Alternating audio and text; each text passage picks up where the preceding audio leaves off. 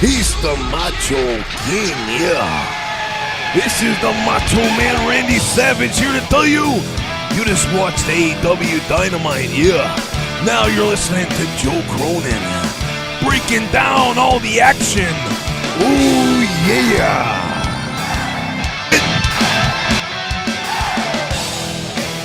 I like what I saw. Bone saws ready.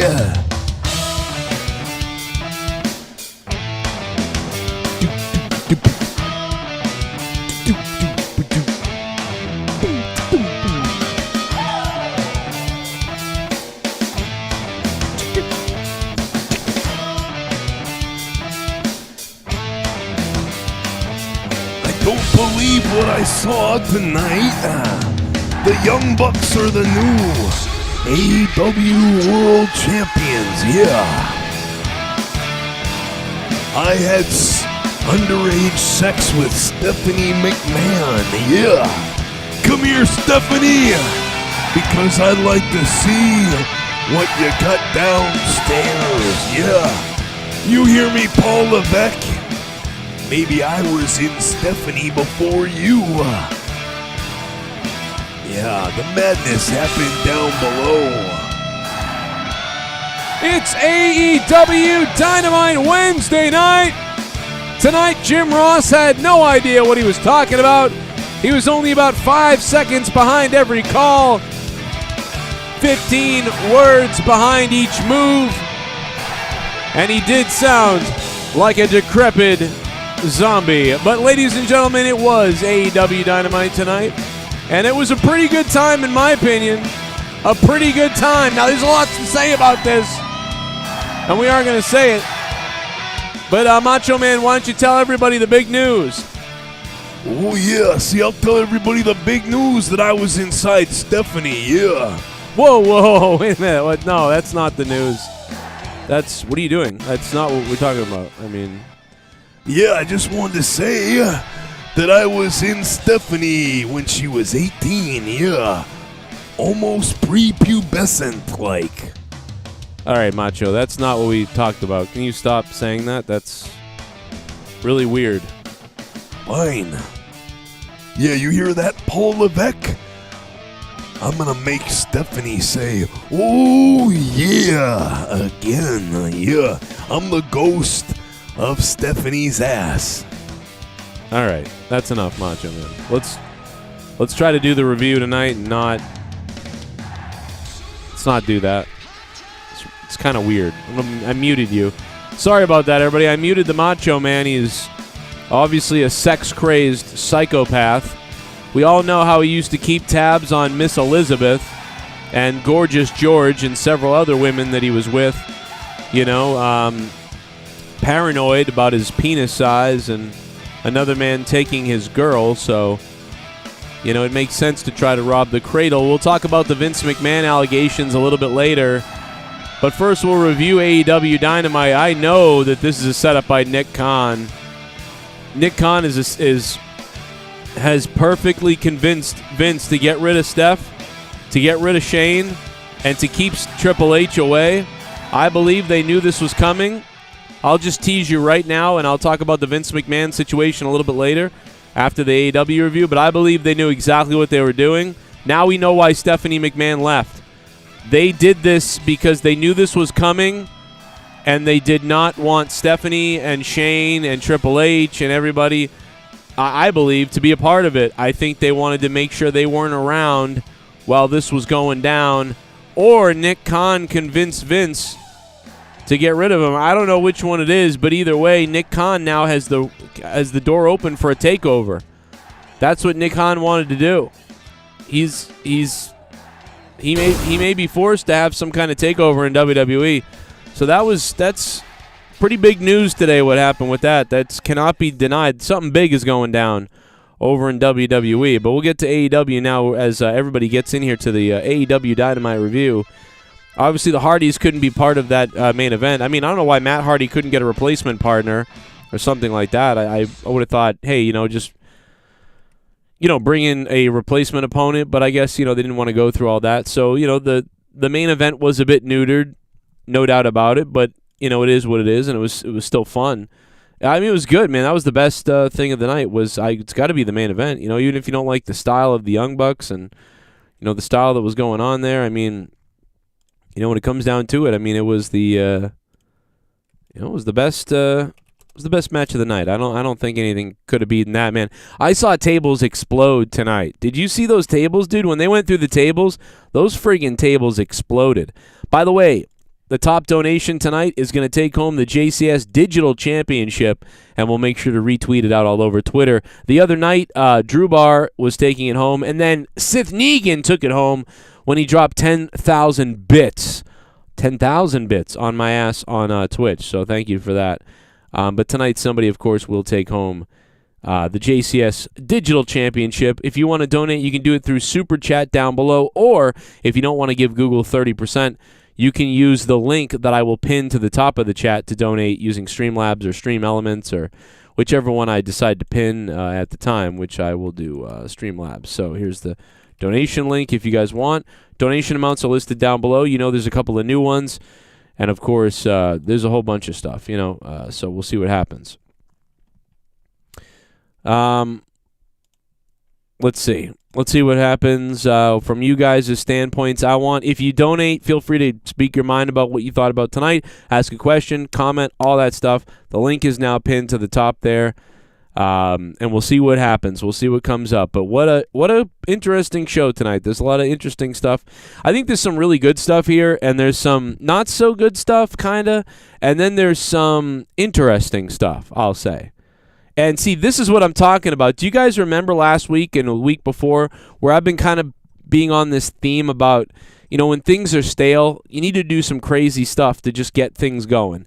Even if sometimes they don't make sense, even if they don't end up going anywhere and you squash them, just start, try to set the deck for some craziness, And tonight I think we really saw a couple of good examples of, showing that there's a change in the wind, there's something different going on. What does this mean? I mean, hell, we saw Judgment formed in AEW tonight as Christian became Edge's character from WWE Raw. And now the Judgment 2, or Judgment Day number 2, has arrived in AEW as Christian will launch his own dark group that will have supernatural powers. Unbelievable. So I'm looking forward to Judgment Day number 2, AEW version, with Christian going full-on Judgment Day, which is great. So I loved it in WWE. Now let's see it in AEW. But, hopefully they won't break it off as quickly here in AEW. So Christian has snapped. First thing we saw tonight was Chris Jericho coming to the ring with the boys, the crazy boys there. We'll talk about that. We'll talk about that in a second. Jericho's hair versus hair match. The crowd was pretty hot for that, man. So they did their job selling the hell out of this and making this interesting because the crowd was ready to go for that. So that was kind of cool. Let's go ahead and check out the donations. If you guys want to support the show, you can. If you can't, I understand. It's a hard time right now for everybody in the world. This is one of the hardest times I've experienced ever since I was dirt poor, and now I am again. But this is definitely one of the most dangerous times and terrible times, and I know everybody's going through it. So if you can't, you can't. But if you do, thank you, and I will get you on the board if that's the case. So let's see what the first donation of the night is going to be before we get to the beginning of this hair versus hair AEW match. And first one's a shit bum from Alex Oli. Dynamite was fantastic tonight. Every match had a purpose. Yes. What a ladder match, and the Christian turn at the end was unexpected due to the time. Yep. 8 tenths. I just drank some shit. Alex Oli, thank you for the $5 and becoming a $5 shit bum. How many of you pricks are shit bums in the chat? If you're a shit bum, let me see your ass. Okay, let me see your ass if you're a shit bum. 8 out of 10 from Alex Oli. Alex Oli really liked this show. Thank you, Alex, for the $5. All right, Alex Oli, you're going to be the first. Right now, you currently hold the JCS Digital Championship. Remember, it's whoever drops the largest one-time dono, not a cumulative or whatever. So right now, Alex on top, and it'd be good. I did spell his name right. Okay. Allie? Who's Allie? What the fuck? Alex and 2 L's? What am I? I'm retarded. Alex, Allie? I'm still spelling it wrong. Oh, my God. Alex Oli. There we go. Jesus. What is wrong with me? So yeah, this match was, I like it. I enjoyed it because the crowd was really into it, so they didn't have to put too much effort into the match because the crowd was so into it, and the theme of the whole thing really sold it. So I thought that was nice. I enjoyed that part of it. I love how AEW celebrates Pride with a commercial. We're celebrating Pride. All of a sudden, Sonny Kiss is back on the TV. Look at that, celebrating Pride. Oh, my God. How sick is AEW? How sick are you that you never feature her, and now it's Pride Month, and there's this big promo for... It's just, you guys are garbage. I think Sonny Kiss is actually kind of fun. I don't actually have that big a problem. I know Sonny Kiss isn't the best wrestler. She's like a gymnast kind of. But, you know, there's some intensity there a little bit, and the flamboyancy is there, obviously, and so there's something there. You know, dare I say, Sonny Kiss knows his way around the ring maybe a little better than Jade Cargill, kind of. Like, I mean, so why... I don't know. I would think you'd be able to do more with Sonny Kiss. And by the way, if you don't know Sonny Kiss personally, and I don't really know Sonny Kiss personally, but I know Sonny Kiss, you know, has said before that she doesn't mind being called a man or a woman. She doesn't care either way. I think she said prefers now she, but she don't care either way. But my point is, Sonny Kiss is so down with almost anything, and that includes every hole. But no, I mean, like, really, she's down with like just about everything. Like, she loves movies that you guys like and I like. She's into crazy stuff. She understands things. Like, she's... I don't know if something happened tonight with Sonny Kiss that I missed. I guess maybe there was a promo. I call... All right, Sonny Kiss is called a guy by a lot of people. Like, they call him he. I actually call Sonny Kiss she. Not because I'm part of some agenda, you know, or LGBT, but, like, I don't know, dude. When I see Sonny Kiss, I just... Like, they're so feminine that I want to call her she. And I started saying she a long time ago by accident, and I was like, oh, I mean he. I mean, I don't know what Sonny Kiss wants to go by. And then I guess there was an interview with Sonny Kiss, and she's like, either way, you know, whatever anybody calls me, if you call me she or he, I'll go by either one, you know, I don't care. And so I was like, okay. So anyway, for the people in the chat who are like, what the fuck, you're calling Sonny Kiss she? I call Sonny Kiss she because, like, I don't know, dude, like, she just seems like a she to me, like, and I don't know, bro, I just feel like she's a she. I know she's a he, but she's a she to me. Like, I don't know, it's weird. I know she's a she, but I mean, I know she's a he, but he's a she, but she could go by she, and she's a she to me. I don't know, I think that's kind of funny. So Sonny Kiss is not demanding you call her a her or a he, but I don't know, dude. It's pretty feminine to me. So, but yeah, you can say he or she about Sonny Kiss. That's what he says. So, I even say I go back and forth. I don't even fucking know. It's weird. There is nobody in my life or anybody that I ever have known that I've called he and she, and then at different times I don't know what to say. I still don't. I don't know what to tell you guys. I don't even know. It's weird. So I just say she. I don't know. I say he sometimes too, though. So fuck it. And then he said that's fine. So fuck it. I'm just gonna say both. I can know what to call Sonny Kiss. Oh man, I'm confused. But it's so pathetic that celebrating Pride, Sonny Kiss. Oh yeah, why don't you celebrate Sonny Kiss like on the roster? You know what I mean? Why don't you celebrate Sonny Kiss on the roster before Pride? Why do you have to wait till Pride to be like, look, we have a gay wrestler? Oh my god, ah, that's just fucked up, dude. But anyway, yeah, I don't know. I have no idea what to call. I don't care what you call people. Myself, I couldn't care. I just typically call her that. I don't know why. I don't know. This is how whatever. Anyway, hair match. Chris Jericho.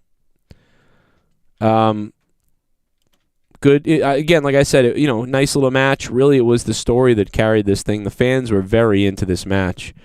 I'm not going to go into breaking the whole thing down one by one. Eddie Kingston with just beautiful intensity on the outside of the ring, dude. He's freaking out on the outside of the ring. Like, he's screaming things like, don't wait around, fucking take him out. Don't wait around. I want to see this piece of shit bald. Don't wait around. Like, I'm hearing shit from him. I loved it. I loved what he was screaming on the outside.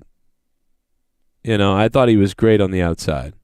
So great stuff there from Eddie Kingston and the whole thing. good match with Ortiz and Jericho. And it's a nice little match that was good, you know. And then just all hell breaks loose. Fuego del Sol comes out, or so people think it's Fuego del Sol. Behind the referee's back. Behind dumb Aubrey Edwards' back, who, of course, oversells, like, hey, did something happen? And it's like she should barely know something happened.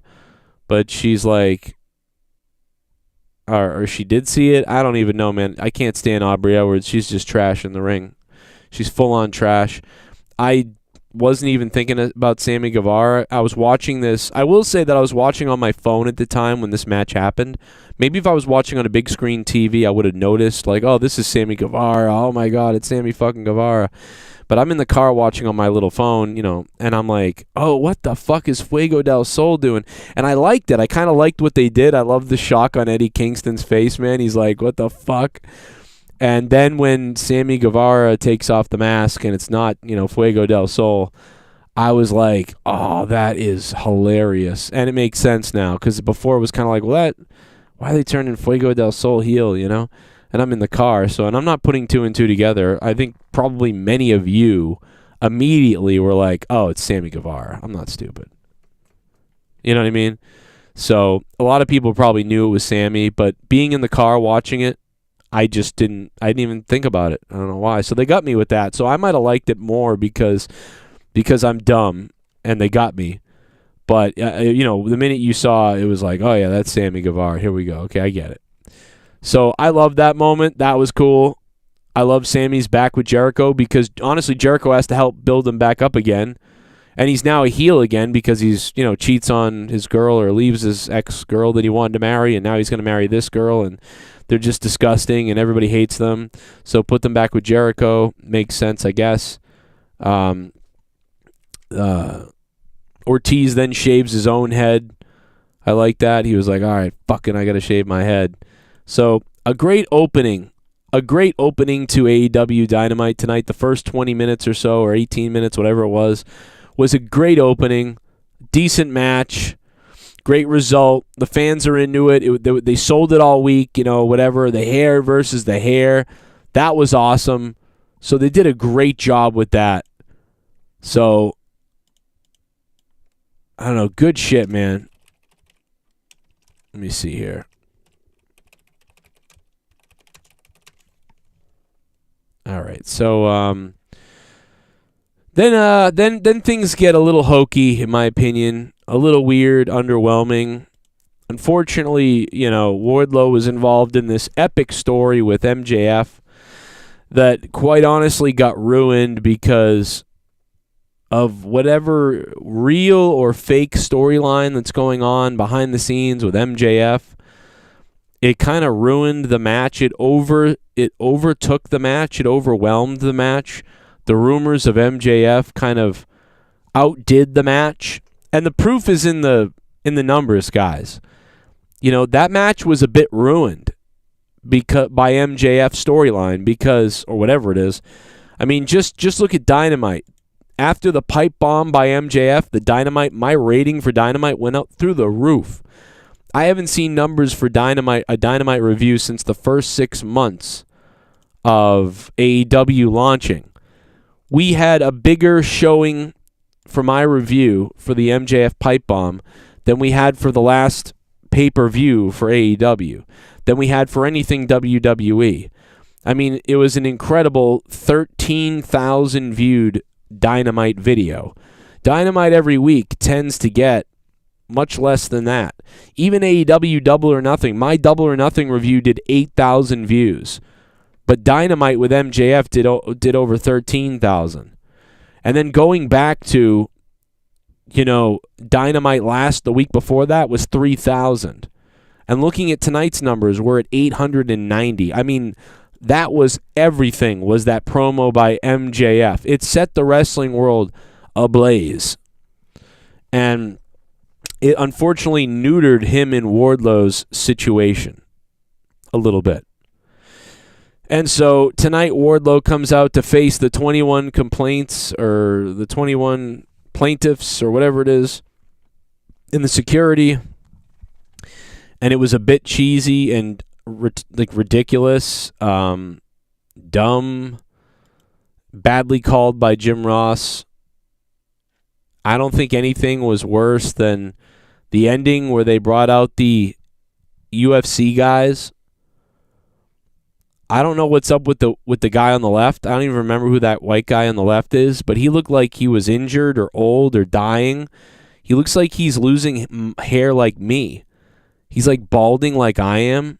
He's like losing parts of his hair, but he's still got my haircut. My hair looks like his. Looks out of shape. He looked like confused at what to do being out there. Kudos to Tyrone Woodley, who knows how to kind of work a crowd and, you know what I mean, looked like he should be in the ring. That was Matt Hughes? Jesus Christ, bro. That's crazy. God Lord. Jesus Christ, man, that's terrible. You know, Timmy, I didn't really mention that my show was dead, Timmy. Because, you see, Timmy, I'm not talking about my show being dead, bro. I'm literally talking about the interest in AEW. You could look at anybody's show, and everybody's numbers were higher for the MJF promo. So when you act like a fucking cunt fag like you just did in the chat, and you act like a bitch, and you suck a dick like a little cornhole fucking goblin like you fucking are, you're a little goblin, and you're fucking gobbling cock and cum, and you're gobbling your mother's pussy hole, and you're fucking eating the shit out of her ass, and you're sucking on her like the little cock boy you are, like the little dick fucker you are. You know, so when you bring up my ratings for some weird reason, like the fucking cunt you are, you really prove that you're a fucking bitch, and you don't listen. Like you're that big of a retard fucking loser in the chat, bro. Like you're that big of a fucking loser mongoloid. Like your mother's a rapist. Your family should have killed itself like the day it was born. Like just from being an infant. Should have aborted itself, bro. So you should probably kill yourself, bro. So you can fuck off and die. Because it has nothing to do with my fucking ratings, you fucking retard idiot. So go take out your family with a fucking Uzi, okay, bro? Let me know when you're done. So I know that the world has 5 less retards in it after you're done with your family. Let me know when you're done with them. Let me know when you're finished. I want you to finish off your animals too, bro. I want you to take out all your animals as well. I don't want any cats or fucking dogs or nothing, bro. I want all of them taken out so that, you know, you won't be here, okay? Make sure all of them are gone, bro. All right? That way I can call the fucking local state government and say, hey, listen, we don't have to worry about those 7 fucking people. We need a tube to eat. You know, they're done, bro.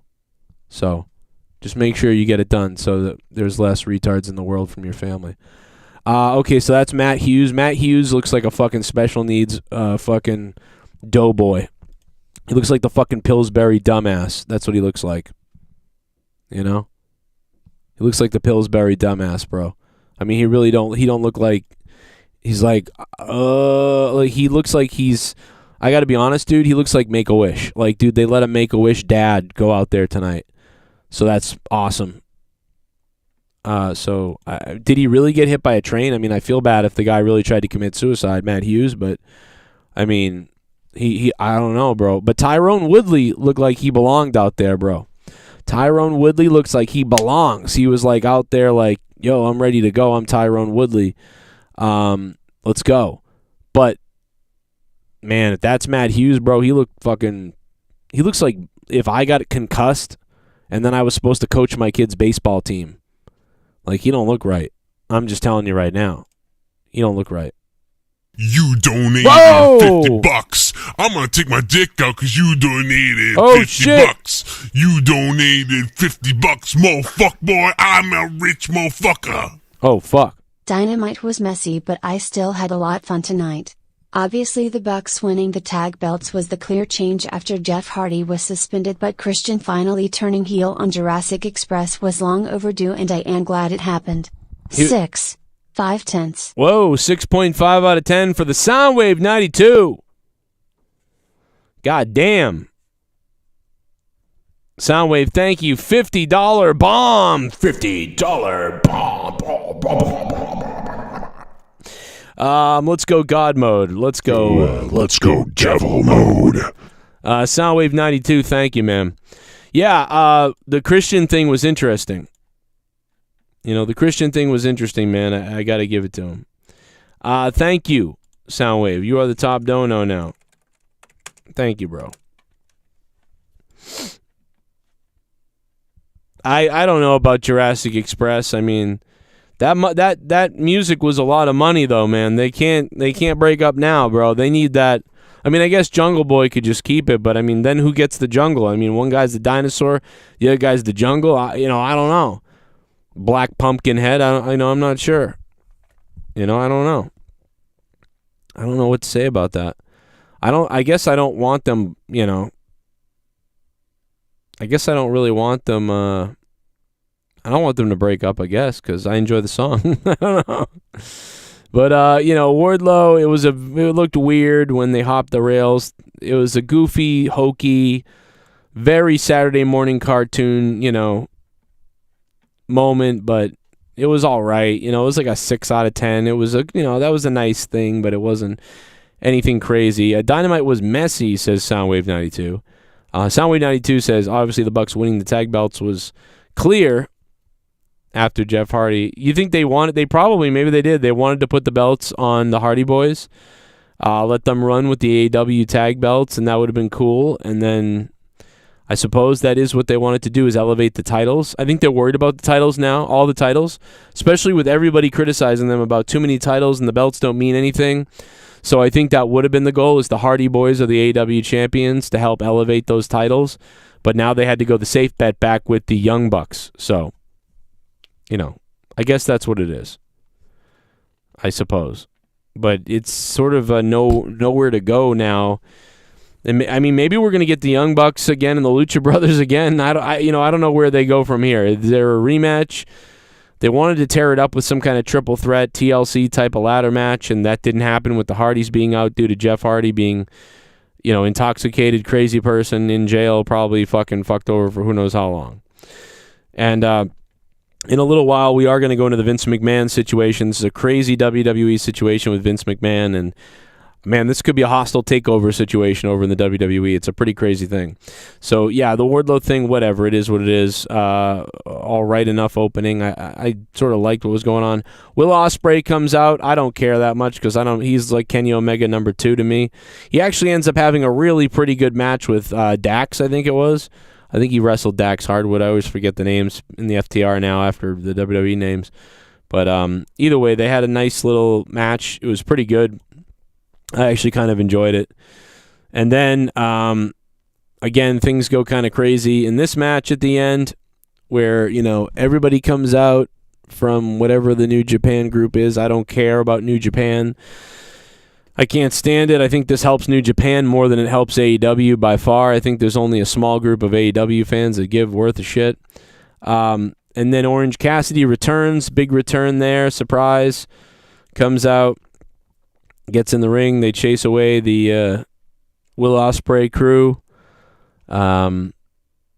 Okay. I mean, so far I'm entertained by AEW. It's going fairly well. We get the big Mox promo about New Japan and chasing New Japan and chasing everybody and whatever else. And then we get the kind of the stare down in the ring from Tanahashi, I believe, and Moxley. And a pretty good stare down. Moxley is left to do all the talking to set up the match and describe everything, obviously with the language barrier, so that was kind of cool. I guess, they did what they had to do. And, as they're staring each other down and, Moxley's doing all the heavy lifting, obviously, that's when Jericho's group comes out again, which I like. I like that. Here comes Jericho again. He's a prick. He's going at them. Then they come down the ring, beat the shit out of Moxley and Tanahashi. And that was cool. Jericho starts cutting a promo. He's still got his hair. They're doubling up right now on the douchebaggery out of this heel group, the Jericho Appreciation Group now, and they add more members. And, they did a good job getting all that heel heat. Moxley and Tanahashi get in the ring and clean house. Get a little comeback there. That was pretty cool. So far, like, it's pretty good, even for people like me who don't, I used to watch New Japan all the time. I knew all the New Japan people, and I swear to God, nobody watched it. And I used to review it, no one cared, and then I stopped watching it. Now everybody pretends to care or something. I don't know. But I don't care anymore. What we want to see is Toni Storm, world champ. A high-stakes matchup in the women's division still to... Toni Storm could be winning this title. I mean, Thunder Rosa has all kinds of weird heat on her and all this weird situation. Miro comes out and has a match. I didn't even see most of it.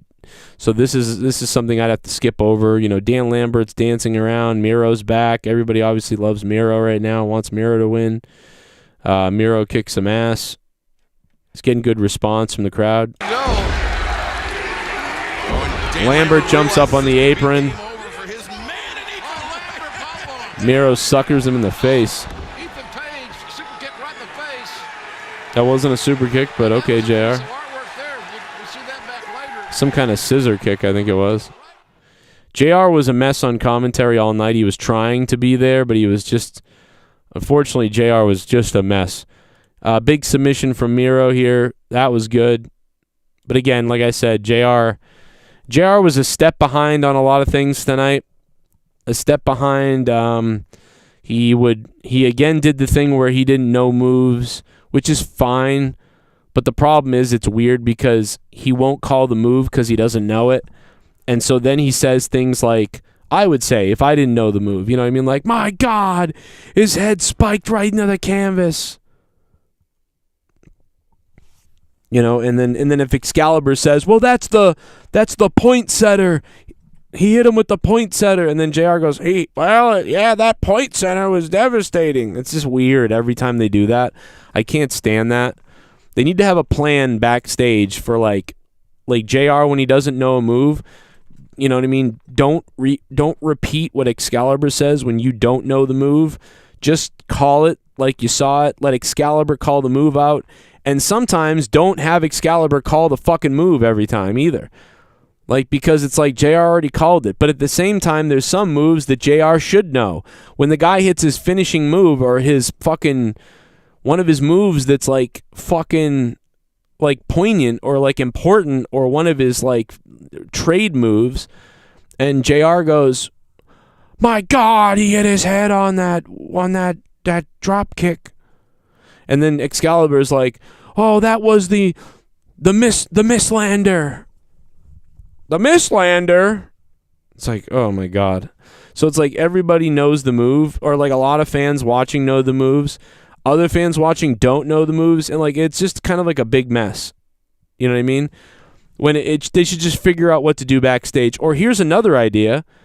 Hey Excalibur, it's me, Jim Ross. I don't know that much about this guy's moves. Can you write down his finishing move, what he calls it? And then can you write down his maybe signature moves? He probably has 2 or 3 or 4. Can you write them down? And Excalibur would be like, oh yeah, he does it's like Kenny Omega. When JR first called Kenny Omega in New Japan, he didn't know some of the moves Kenny Omega did. And it's like, okay, one-winged angel, or is it one-wing angel, one-winged angel, what is it called? Okay, that's his finisher. Oh, V-trigger, that's like a setup move. Like he always hits this thing. It's a big deal. So it's called the V-trigger.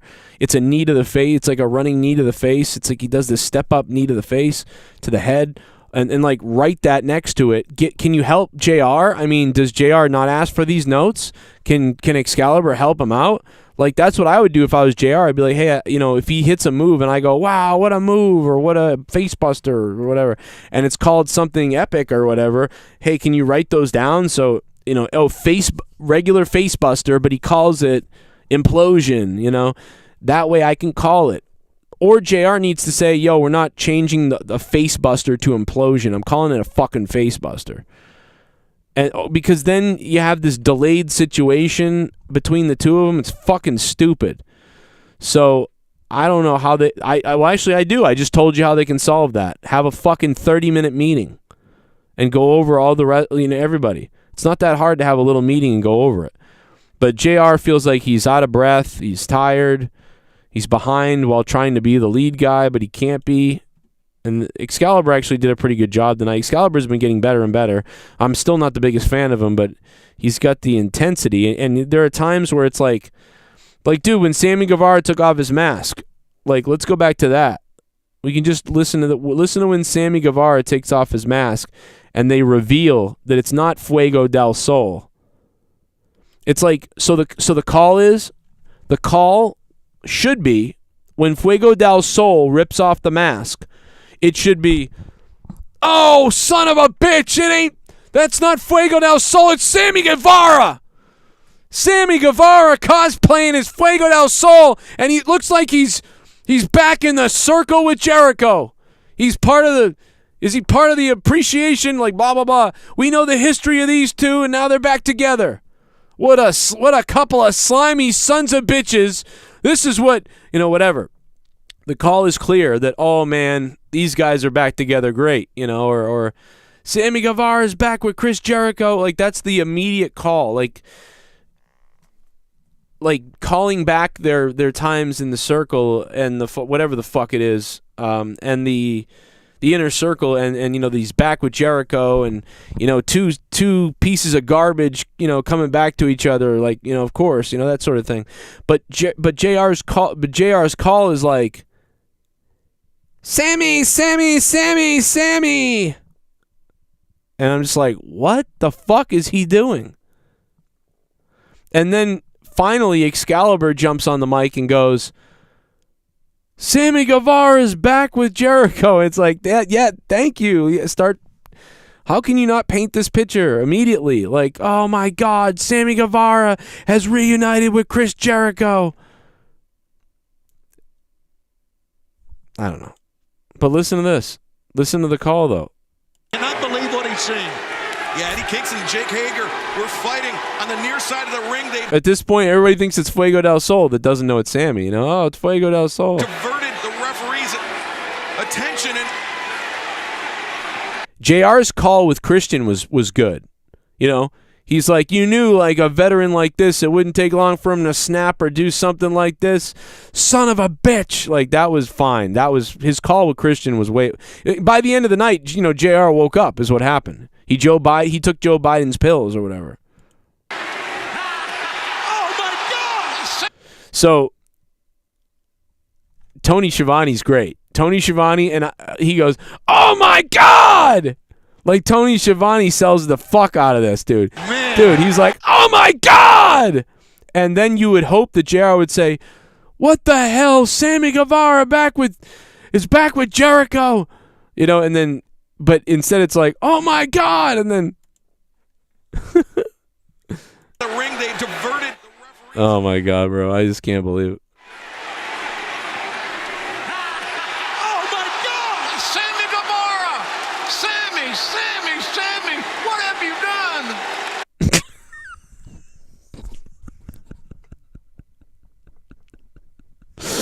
Oh my God, dude. Sammy, what have you done?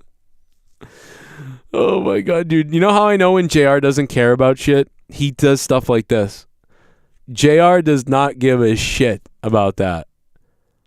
That's how I know that he doesn't care. He always just, the calls, when JR loves stuff, he gets excited and starts screaming and going crazy. But when he doesn't care, he just fucking doesn't, he's like, whatever. It looks like he's reunited with Jericho. There you go, Tony. There you go, Tony Schiavone. Tony was waiting for JR to say it, but he was like, well, I'll say it. It looks like are you sure, Tony?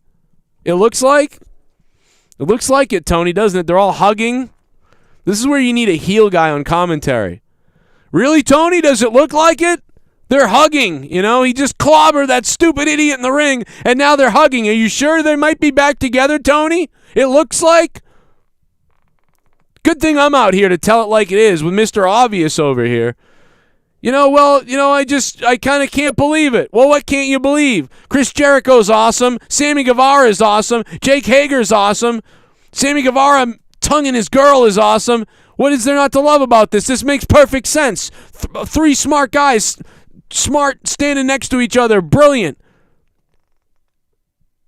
And then JR, you know, oh, give me a break, you son of a bitch. You know? That's where, like, it would be great to have the banter of a heel guy. What an incredible turn of events. Sammy Guevara. The very first ever AEW Dynamite. They were thick as thieves then, and they've been ever. Thank God for Tony Schiavone. You know, Excalibur with like a okay call of this. He's just sprinkles on like, what an crazy turn of events. You know, he says not a lot, but okay. JR goes, Sammy, what have you done? And then Tony Schiavone again. Tony Schiavone wins on this call. Tony Schiavone's first reaction, oh my God! And by the way, I don't like Joey Styles' call. Oh my God! I hate that. I hated that back in the day. I don't like it now. But that sounded good. Oh my God! So Tony Schiavone with the best actual feeling reaction to this. And then later with the best exposition about the situation. Excalibur, blah. JR fucking boo. Like, so Tony Schiavone, who's a guy that I wasn't even the biggest Tony Schiavone fan back in the day. I wasn't. You know what I mean? I mean, JR's my favorite announcer of all time, but as far as this call goes right here, let's see. Oh my God! That reaction right there from Tony Schiavone. Oh my God! I give that an 8 right there. That's an 8 reaction from Tony Schiavone. Tony, you get 8 points. Now here comes JR. Sammy Guevara! Sammy, what have you done? Kind of like the what have you done? Like what has he done? I'll tell you what he's done. He made a smart decision. Something that you barely ever do, Ross. So Jim Ross gets like a 6 for that call. I don't know what that even is. So, or maybe a 5. I'll give JR a 5. So I'll give Tony an 8 for that initial, JR a 5.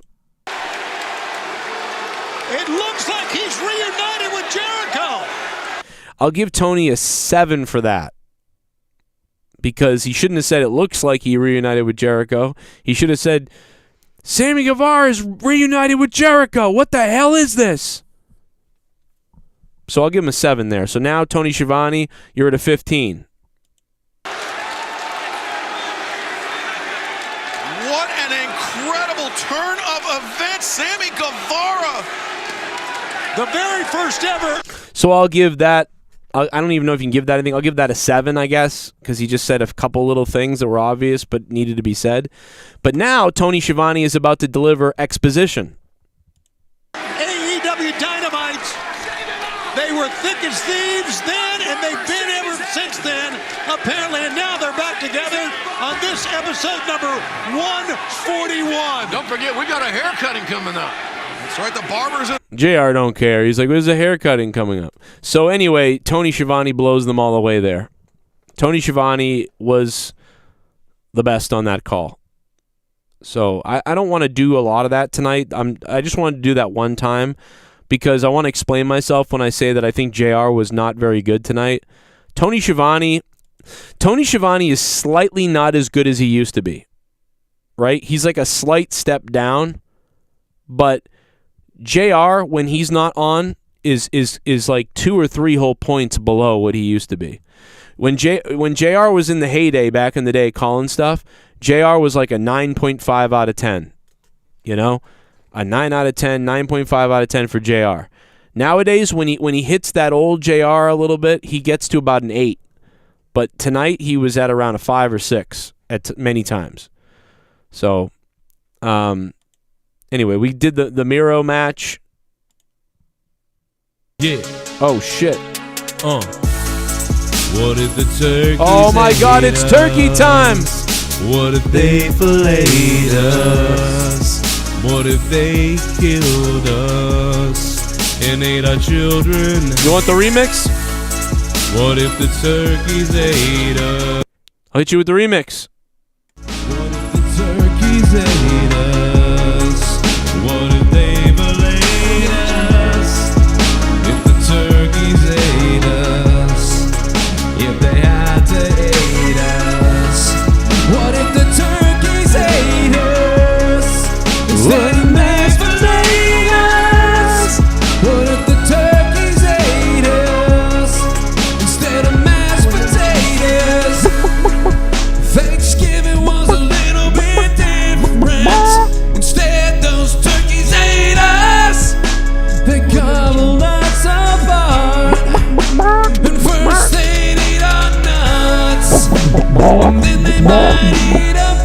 balls. Yeah, the turkeys ate us. What if the turkeys ate us? What if the turkeys ate us? What if they fillet us? Instead the turkeys ate us.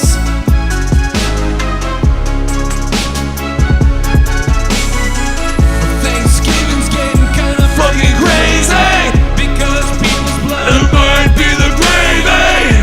The turkeys might gobble on our giblets, instead they might gobble on the testicles. All right, the Soundwave 92 donating the turkey donation song, and so therefore I actually played the remix version because, I don't know, I definitely sing the remix version way higher and better. Like the original version, like, what if the turkeys ate us? Like, it's very Elvis-y, you know, and I had a sore throat when I did it. So, I don't know, yeah, the remix one has kind of a, I'm singing it much higher.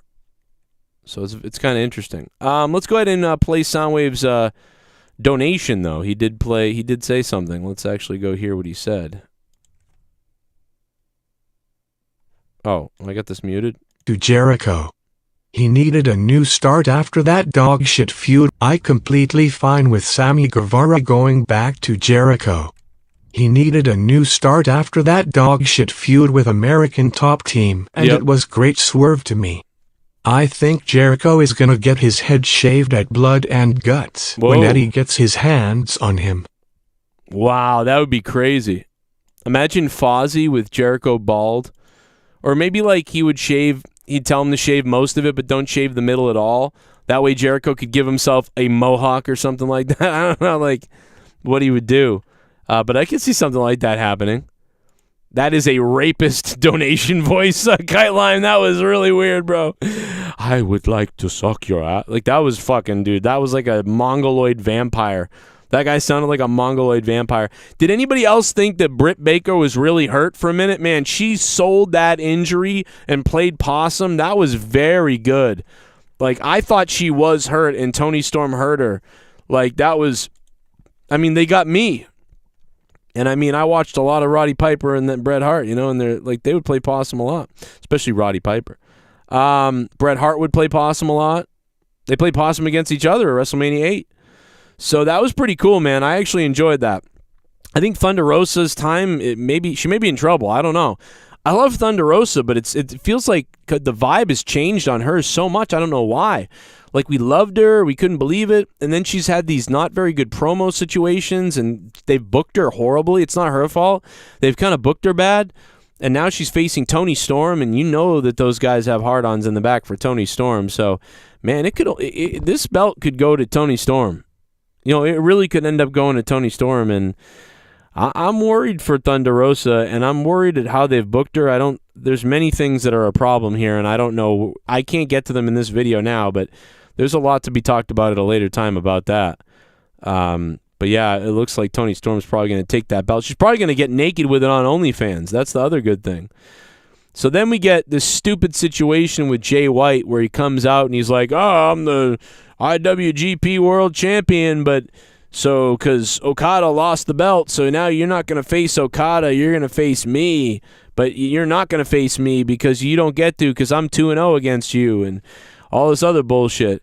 So then Adam Hangman Page just looks like a bitch and gets the fuck beat out of him. And once again, Adam Hangman Page's stock drops. Adam Hangman Page looks like a bitch, and I hope that was the point that Tony Khan wanted to make, because if he didn't, well, he did and didn't know it. Because the fact of the matter is, you just made Adam Page look even more like a bitch.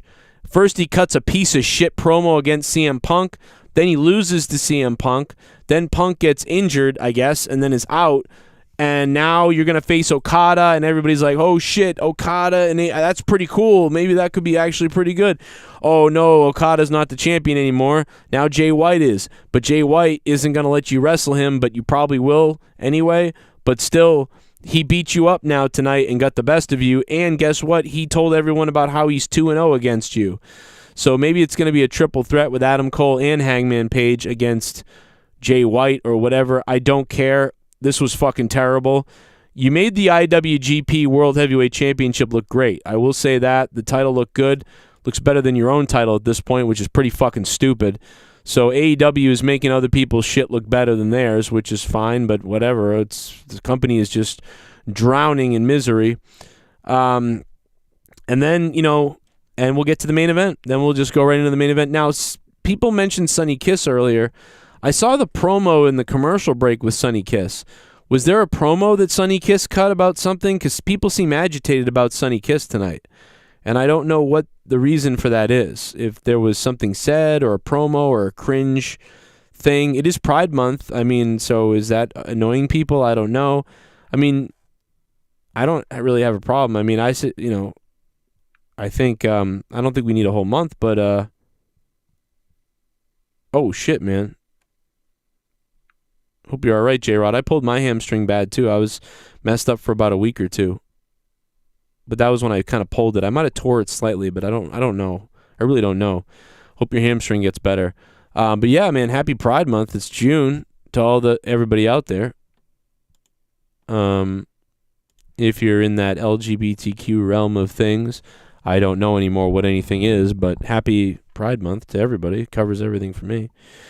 Enjoy yourself, and we love you, and we support you here. But we also don't give anybody special treatment here. We'll call everybody a piece of fuck just the same. But I didn't see the Sonny Kiss situation that everybody had. We'll get to the Vince McMahon thing in a second, but let's go ahead and get to this main event here. That's the final thing to talk about here in AEW. So far, AEW pretty much went by pretty quickly tonight, was smoothly done. I think the booking times and the things that they set up were well done. I thought the show had a good flow. Probably going to give the show a 7 out of 10 tonight. Just because the flow was good. They got to points. They had these twists and turns and things going on that made it slightly exciting tonight a bit, even though I don't care too much about the Forbidden Door stuff and the New Japan stuff. I really don't care that much. Some people love it. Fine, whatever. But I still think it was paced well. The show was paced really well, and I think they did a good job utilizing people, especially when people had to come out for second times and, repeat, already been there. Shit bum. Due to tampon shortage, Tony Storm can use my head. Oh. Yeah, if there's a tampon shortage, she can use all our heads. It's fine. Mr. Pico, thank you. Well, there's going to be a shortage on everything soon, so make sure you're stocked up on everything because the whole world's about to get fucked. Well, actually, mostly America, but yeah, the rest of the world, the whole world. So get ready. Make sure you're stocked up on food, especially because shit's about to hit the fan in the next 8 months. It's going to get real weird. So, do a little basketball dance off the concrete. I mean, I'm just so sick of you little meth head devil worshippers. I'll be honest, I'd like to take a big bite out of your face. It's AJ Adams. It was a 7 tonight, and I sent you something on Twitter. Perverts are in animal suits now. Oh, God, here we go. These sickos. AJ Adams, thank you, man. He's my favorite half-white, half-black human being. I know a lot of people that are mixed, but AJ Adams is my favorite mixed race person Shit bum. in the world. Nick Khan destroyed the McMahon family in only 3 years. Right. Ted Turner, eat your heart out. This whole scandal was ready to explode, so Vince got his family removed to get their names away from this. Vince has gotten out of worse situations than this, though. That is true. I feel like Vince is one of those not cancelable guys, not cancelable guys. And this is the best time for this to come out is after the whole Johnny Depp situation. You know what I mean? So, listen, Vince McMahon always beats everybody. So I don't know, man. He might be fine. Vince might be fine. Nobody cares. By the way, you know what my wife said? I said, hey, did you see this Vince McMahon scandal thing? She goes, everybody knows he's been cheating on his wife and banging girls all over the place forever. Like, how does no one, who cares? I'm like, yeah, but it looks like they're trying to create a scandal or whatever. She's like, didn't he say the N-word on TV and they didn't cancel him for that? I'm like, I mean, things come up about it all the time, but nobody cares really. She's like, yeah, nobody's going to care. People like him too much. I'm like, you're right. People like Vince too much. You don't have to see him stabbing an infant. live on TV in order to get angry at him. You know, everybody pretty much is just like, yeah, who cares? He pays women to fuck John Laurinaitis and him. I don't know what happens allegedly. Nobody's going to care, I don't think. I do think this is some kind of dirty work by Nick Khan or somebody. I mean, go figure. Stephanie McMahon steps down, sells a bunch of stocks over the years, especially recently steps down. Shane McMahon is gone. Triple H has been kind of out of the loop here. Something weird's going on over in WWE, and we're going to talk more about it in a second. But anyway, great ladder match. One of the things that I really enjoyed was the tables, and the tables exploded, man. Every table spot was awesome. People went through tables. It looked nuts. The things exploded the right way. There was no table botches, really. Everybody got fucking waffled. Dude, how about the fans when Luchasaurus got knocked off the apron? Dude, he got knocked off the apron, and one of the fucking fans went goddamn fucking flying down into his seat. I thought that was hilarious. Let's take a look at it, shall we? Let's see that. An instant replay.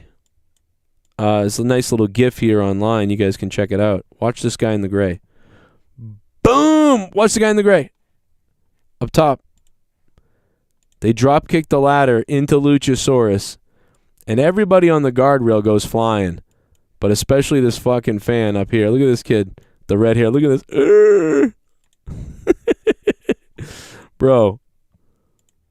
Ooh, down goes him. Down goes everybody. Listen, I never want to take the steel guardrails out. I love them. I love steel guardrails. I love that they crash into fans. Like, you can hit a steel guardrail and they go, boom, and they can hit a fan in the knees, in the face. Like, you can get fucked up in the front row if you're not paying attention or if you're sitting in the wrong way. It's all chance. It's literally chance. That's why WWE removed guardrails and created that fucking weird barricade thing. But this has happened at indie shows. A fan got his teeth smashed in on the barricade and sued, like, I think it was ECW or somebody like that, and they won or whatever. So it's like, it's a danger, but I love it. I don't mind it being there. But I wonder if, you know, the wrestling companies need to spend a little more time, like, saying, like, if you're in the front row, you know, the barricades, sometimes the wrestlers crash into the barricades in the front row. Please keep your mouth and face away from the barricade and, you know, be alert and things like that. I don't know. They don't really do that usually. But, dude, those things fucking waffle people. And they have for years. And we've seen people sue people over it. So I don't mind it. I like it. I love the sound it makes when they crash into it. I love how cool it is, like the whole thing. But it's definitely a liability. It is a danger and a liability. But I love it. I love it. Now, if I go to an AEW show and I get hit in the head with the guardrail and I go down and I get hurt and I go to the hospital, if AEW, you know, in my opinion, I don't really want to sue AEW. I don't want to sue anybody. I don't. Like, I don't. I want to be part of the show, man. And if I get crashed into, I'm kind of looking for that. You know what I mean? But if AEW said, hey, cover all his medical bills, we're covering all his medical bills, send him a fucking care package of shit, couple bucks maybe, that'd be awesome. That's all I'd be like, I'm never going to sue you. That was very nice. You didn't have to do that. Thank you. I had a great fucking time getting my head bashed in by the guardrail. Shit happens. It's like if you go to a baseball game, you get hit in the head with a baseball. Do you sue? You know what I mean? Do they get sued? So, but my point is, at a baseball game, like, you're just a little more aware. I feel like a lot of people aren't aware of this when they have front row tickets. So that's the difference. I don't know why. It should be common sense that you know that the guardrail moves and you can get hurt. But, you know, at a baseball game, you know a baseball could hit you. At a hockey game, you know the glass could break or a puck could come flying at you or whatever. I think more people need to be aware that these guardrails can smash you in the fucking face. I've seen people leaning on them like this when people come flying out of the ring and smash into the guardrails. I've seen people with their arms up like this and their face on the guardrail. And I'm like, ooh. Because that's where you get your fucking teeth bashed in. It's like, dude, get your hand off the guardrail, bro. So maybe or write it on the ticket that like injuries can occur, like the guardrail. I think they do write that, but they definitely got to cover their ass a little more, because I've seen so many AEW fans like hurt, bumped, kicked, whatever, and I've seen a couple of them go online and be like, I got fucked up by the fucking whatever. Now most people love it. They're like, I got fucking bruised. The guardrail fucking hit me in the arm. Look at this fucking bruise. Like, it was fucking crazy. They came out and the fans love it. They're like, fuck yeah. Like, and that's a real person, an awesome person that had a great time. You know, they're like happy they got bruised. They take pictures of it and go, I'll never forget my bruise from AEW. Fucking Jungle Boy crashed into the guardrail and hit me in the fucking arm. But, you know, if you have your teeth bashed in, you know, that's not as fun to remember. You know, I don't think. So, I don't know. Anyway, just they maybe do something to give people the heads up more. But I think people are aware of it. But there's just sometimes there seems to be people who aren't really even wrestling fans sitting in the front row, or some people that are just lackadaisical, like, I don't know, man. They're going to get drilled. Anyway, I love the way the tables broke in this match. That was so good. That was exciting. That was fun. Wonderfully done. Every table. There was a couple of good moments. This was the best match of the night for me. I had a fun time. It was disappointing that the Hardys, you know, couldn't be in it, but it ended up being good. Young Bucks win the titles back. We could debate about whether, you know, what that means probably in a later time, and certainly there's a lot to that, but then, you know, it's all over, and it's like, wow, that was crazy. And then they hit us with a super swerve that I did not really expect, and that's the Christian completely turns on Luchasaurus and Jungle Boy. And he goes full Judgment Day. So Christian might be starting his own Judgment Day in AEW. He saw what Edge did, and he was like, you know what, I think I'm going to do that. I think I'm going to do that because, you know, it's time for me to be the bad guy. So let's hear the reaction of the doctor. He's helping the doctor. No doubt about that. Great kid. His mom, his sister are here. Too bad they had to see him lose. Wait a minute. Oh, you son of a bitch. The kill switch. What the hell is wrong with him? Good job, Excalibur. He remembers it's called the kill switch. You know, JR would not have remembered that. It's a good call. Now, when the cameras went off the air, more interaction happened between Christian, apparently, and the family. I think, unless this happened on air. I don't know. Let me see. Let me see if this happened on air or not. I'm not really 100% sure if this happened on air or... Yeah, I think it happened after the cameras were rolling.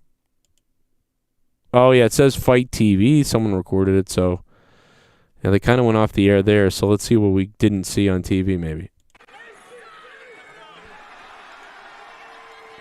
They did not get this on TV? Let me know if they did get this on TV. Oh, my God! Oh, my God, dude. Why wasn't this on TV? Was this on TV? Did anyone see this? I didn't see this part. Oh, my God, dude, you raised a piece of shit. Was that... Oh, my God, dude. Oh, it wasn't on TV. It didn't make TV. That should have made TV. Oh, my God, that's too good, man. Oh, my God, you raised a piece of shit. He's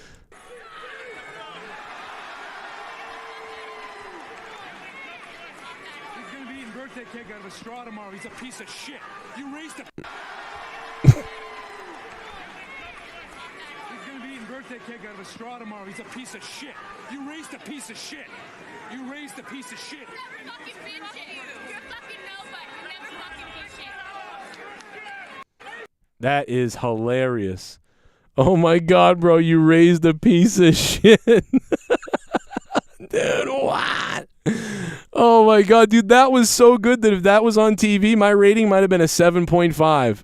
If that had been on TV... You're a fucking nobody, she said back to him. Oh my God, was that good? What?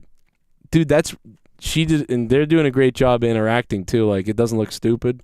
That is so funny, bro. That is awesome. He's going to be eating birthday cake out of a straw tomorrow. He's a piece of shit. You raised a piece of shit. You raised a piece of shit. You're fucking bitch. You're fucking nobody. You never fucking be shit.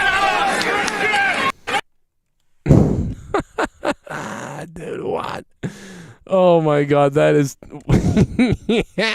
His birthday is coming up. I think tomorrow or next couple days. He's gonna be eating birthday cake out of a straw. You raised a piece of shit. You raised a piece of shit. Never fucking been shit. You're fucking nobody. You never fucking been shit.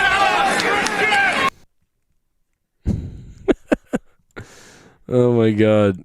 You raised a piece of shit. Never fucking been shit. You're fucking nobody. You never fucking been shit.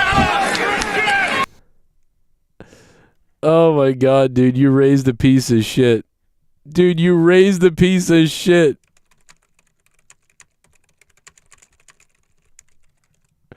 Oh my God, bro, you raised a piece of shit.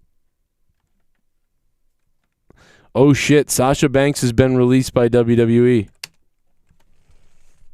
It looks like.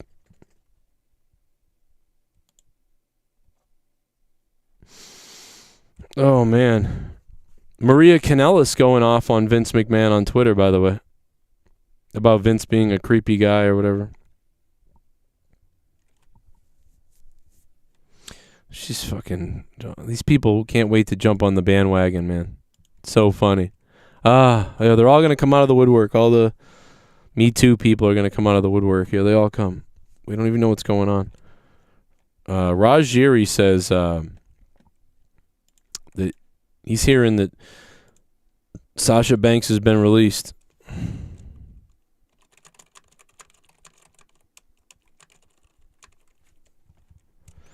I don't know if he requested it or if it's WWE. Wow, Rajiri doesn't know if it's she requested it or it's WWE. God damn. Also, Ryback tweeted out this. Allegedly, I don't know if this is real, but I'm assuming it could be real. Would you rather get fucked by Vince McMahon or John Laurinaitis? Wow. John Laryngitis. I don't know which one. Currently, right now, the top donator is Soundwave92. He dropped a $50 boom boom bomb. Ooh, yeah. Bring it on. Soundwave92. You've got a nice dick. Sorry. Appreciate it.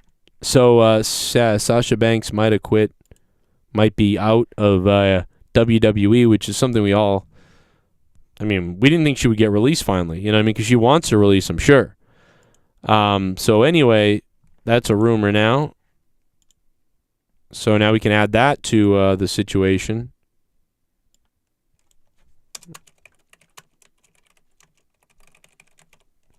So we'll add that. We got a whole bunch of stuff going on in news right now. Man, there's a lot of wrestling news today. I was driving to work right as the Vince McMahon stuff broke, and I was like, why? You know.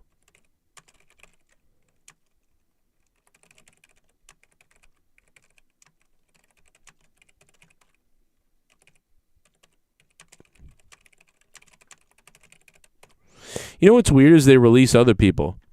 Like Toni Storm just asked for her release, they released her. You know, why do some people get released like that? Like Toni Storm just says, hey, I want my release. Okay, Toni Storm, here you go. You know, other people, hey, I want my release. Nah. You're going to have to suffer. I wonder why. But it's inconsistent for sure. I mean, maybe it's that they feel bad for you or they like you or they don't care. I don't know what it is. Yeah, Jeff Jarrett takes over the WWE. Wow. This is weird. Very strange. So Raj Giri, who I follow, as always. I love Raj Giri, by the way. He's a great guy. Like, I've followed Wrestling Inc. forever, and quite honestly, I don't think we promote their wrestling news and their breakdown and transcriptions of wrestling news enough, especially YouTubers who use all the news for videos. And I don't think some people give zero credit whatsoever, but I try to give it as much as I can, but I don't think I give it enough, and I don't think a lot of people give it enough. But I do say Wrestling Inc.'s name, and more than anybody, I think, or, you know, at least more than, or I try to say it more than any other news source. But she changed her Instagram name. I don't know. I haven't even looked to see. But he does say that hearing Sasha requested it, or that she was released. I don't know. Could be. I'll tell you what, that tweet is kicking ass, though. It's got almost 1,000 retweets and 900 or 800 likes or so. So he's, you know, maybe I'll just tweet stuff out like, hey, I'm hearing that Sasha Banks is on, you know, I'll just start saying stuff. You all have decided to take your hard-earned money. Oh my God! And to fund my it's show. Janelle Banks! To fund what I do. Good to God! fund what I believe in. To fund my godly ass. JCS Army. Donate to me.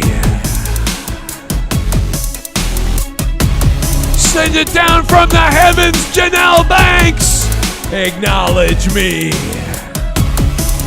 Acknowledge me. $30. $30.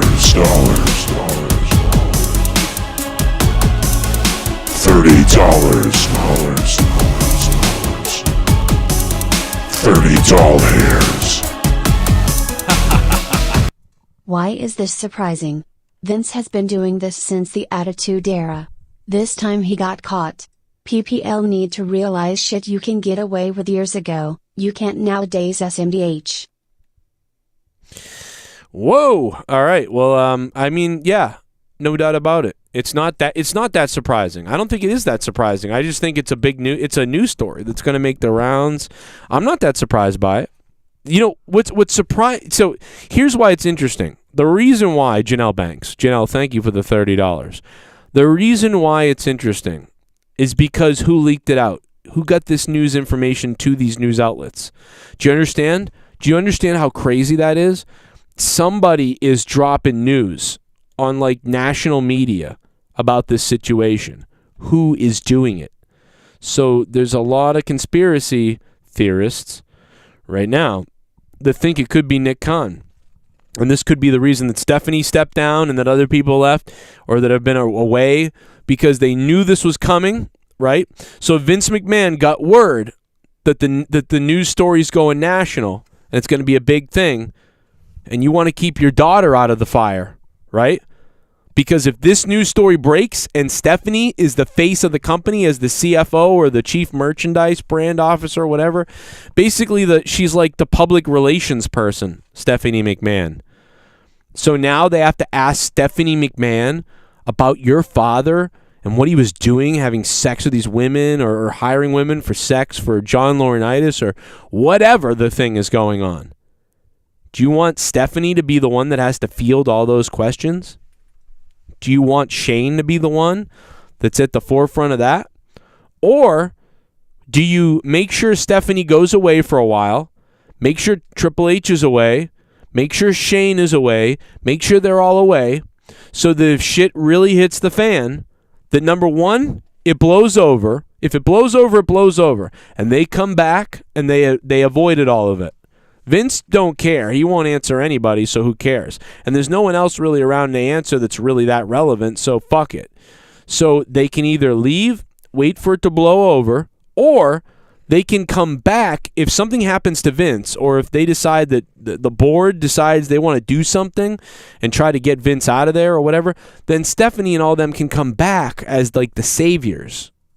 Like after all the controversy's kind of over, and now they're going to do something though. You know, so like that's why I think that's why this is interesting.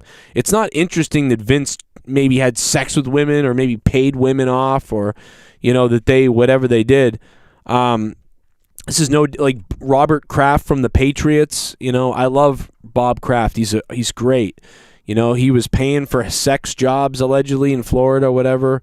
You know, they said trafficking. I mean, that doesn't make any sense. It wasn't trafficking. It was, they call everything trafficking now and makes it scary because trafficking is bad. But dude, like, you know, getting a rub and tug or a BJ from someone for like a couple $1,000 or $100 or whatever it was, it's like, I don't think that he's involved in a human trafficking scandal. And it's like, well, no, he got a blowjob from a woman that he paid, and the woman got there because they were trafficked, maybe. Like, so he doesn't know that. He probably just thought they're prostitutes, which they were, but not really, because maybe they were abducted or they were raised or they were groomed or who knows what happened. So that's where it's like, you don't. But I get that that's why you can't do that stuff now, because if you do, you might be supporting human trafficking. But he didn't human traffic somebody or pay women to be trafficked in or something. That's a different thing. That's a fucking problem. If Robert Kraft had paid for young women to be abducted so he could have sex with them, I mean, dude, that I will never forgive that. Like, I would never be a fan of Bob Kraft and the Patriots. I would be like, fuck this person. Like, that, absolutely, we need to sell the team. Like, that's disgusting, and he's a fucking sick criminal. But, he just went to get a BJ, so that's different, So as long as you didn't traffic them.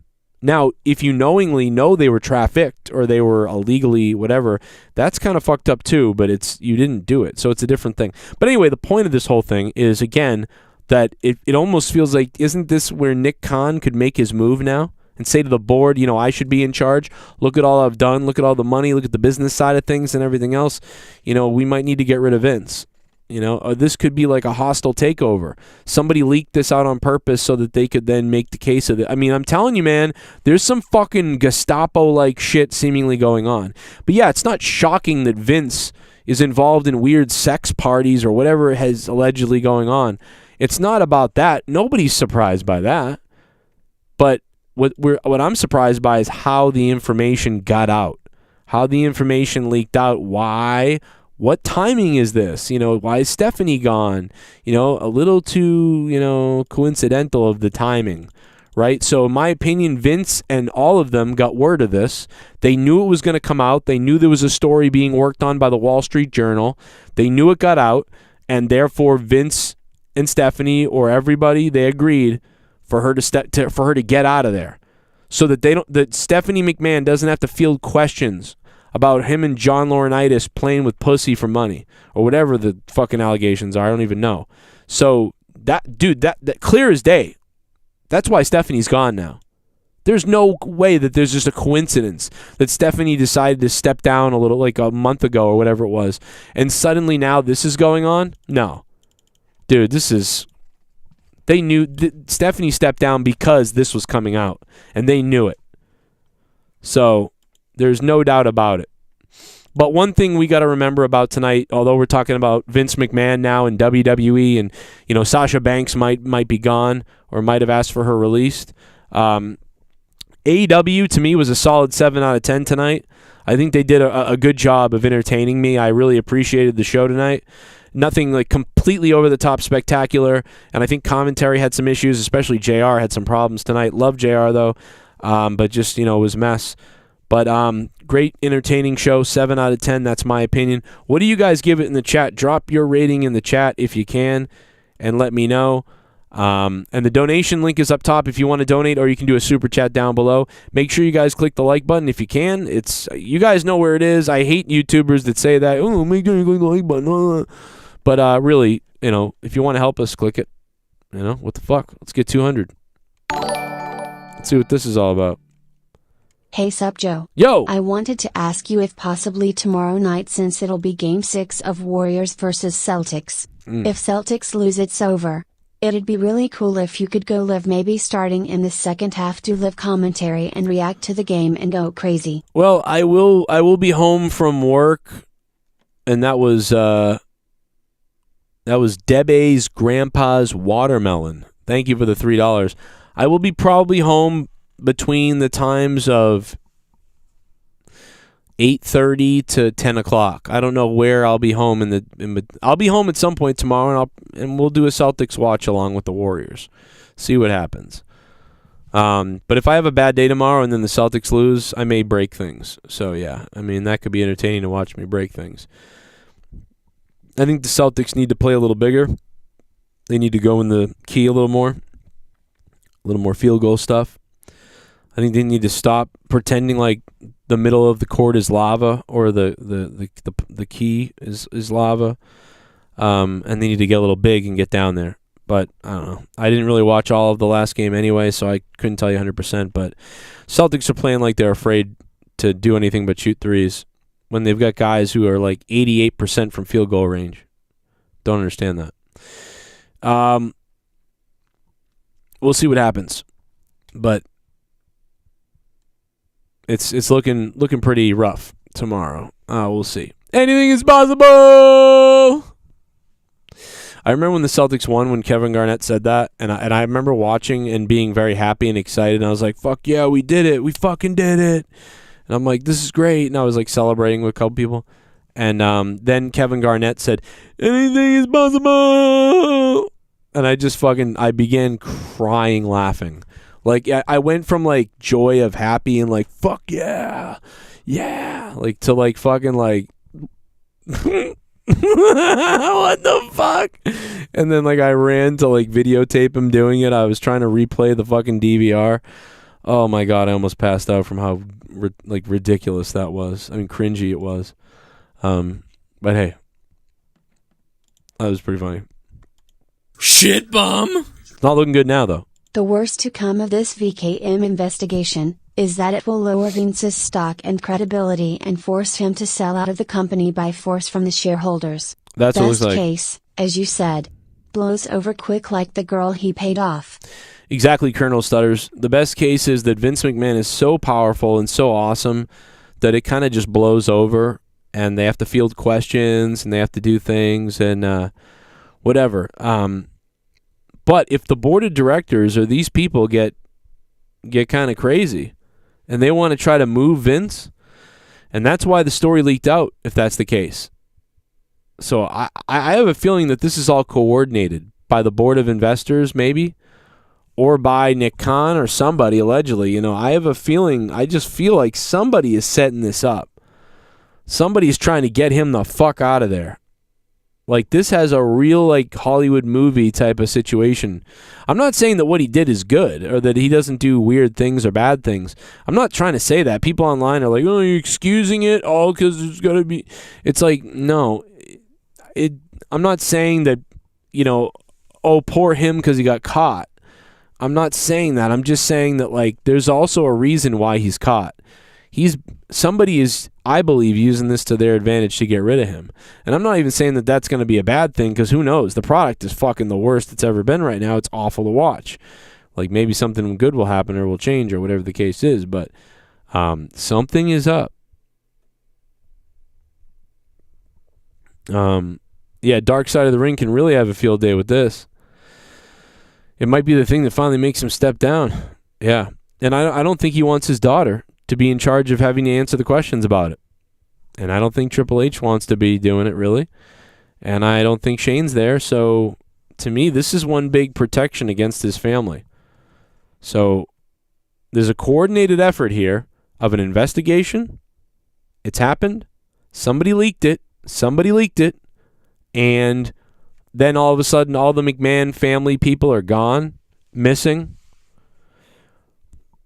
While Vince is there. I don't know, man. Something is up. Something is up hard. Could this be payback for the XFL shit? I don't know. I'm sure he's made a lot of enemies. But the thing that finally could take Vince down will be his own dick or his pecker or John Laurinaitis. I don't know, man. This is very weird, though. I did not see this coming, and it certainly speaks of somebody trying to move in on Vince. This is like a hostile takeover. You know? Something's up. I don't know if Disney or NBC will fully own WWE soon, but what I do think is that they will own a part of it. Or that they'll own a portion of WWE. It really feels like that's going to happen. Like, Disney's going to come in as an investor, or NBC is going to come in as some kind of an investor. I've always thought that. I never thought they'd outright buy the whole thing, but I always thought that they would come in as a major investor or a stockholder in the company or whatever you want to say.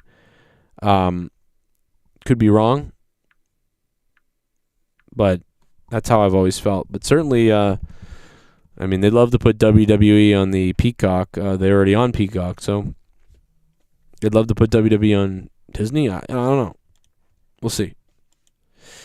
Do you think WWE should stay public or go private? I mean, I wish WWE would go private, but they're never going to go private now.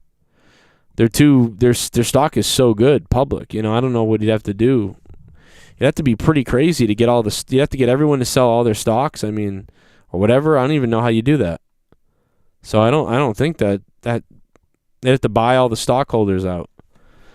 You'd have to have Vince and, I mean, everybody would have to buy the stockholders out and then flip it public. So I don't think that's private. So I don't think that's possible.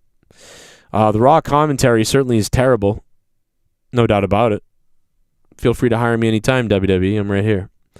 So I'll be, you need another person. Pat McAfee is great on SmackDown, has breathed life into SmackDown, Pat McAfee has. And they need someone to do that on Raw. And the Joe Rogan impersonator isn't good enough to do it, I don't think. Corey Graves certainly isn't good enough to do it. He's a malaise. He's just kind of like there. He's smart and nice and whatever, but not good enough. Byron Saxton's a fucking idiot.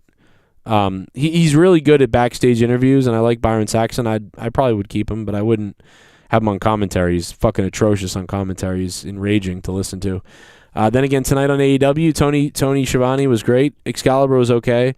And JR was awful tonight on AEW Dynamite. My favorite announcer of all time, loved him to death, Jim Ross. Loved Jim so much, but he was not very good tonight on AEW Dynamite. In fact, it was one of the downs of the night. Was JR's commentary was weird. So, it is what it is.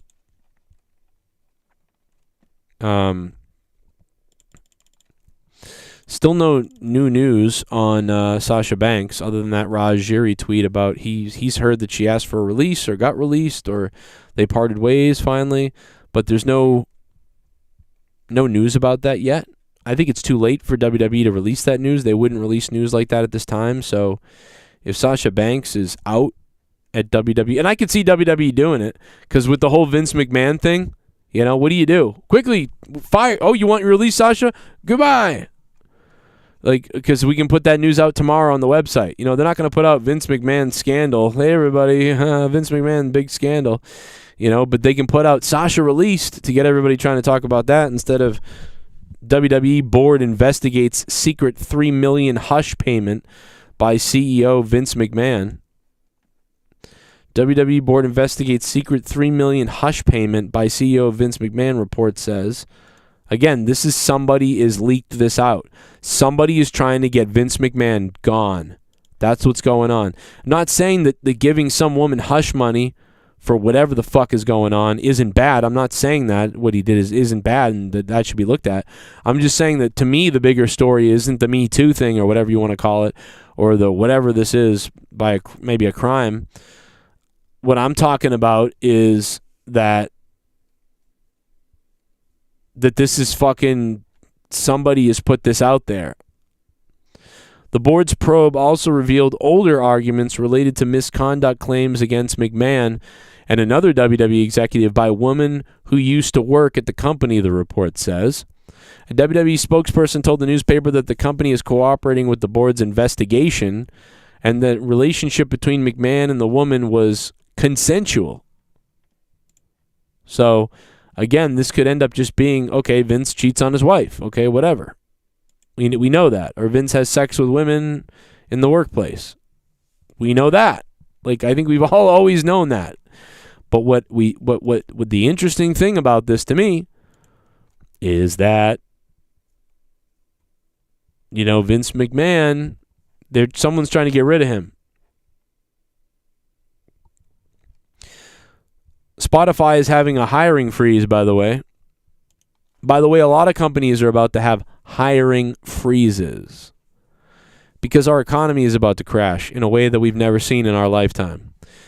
And not enough people talk about this, but you're about to see some crazy shit in the U.S. All over the world, but in the U.S., you're really about to see some crazy shit. So I'm a little bit scared myself because, I've seen my stuff just go down, down, down, down, down, down, down, down. And it's going down more and more and more. And if people are, and the good thing was there was lots of jobs out there. I don't know what's going to happen now because a lot of companies are doing hiring freezes right now. So there's a major thing going on. There's going to be shortages all over the place. Our gas is going to hit $9 or $10 eventually. You're going to wish it was $6 and $5 again.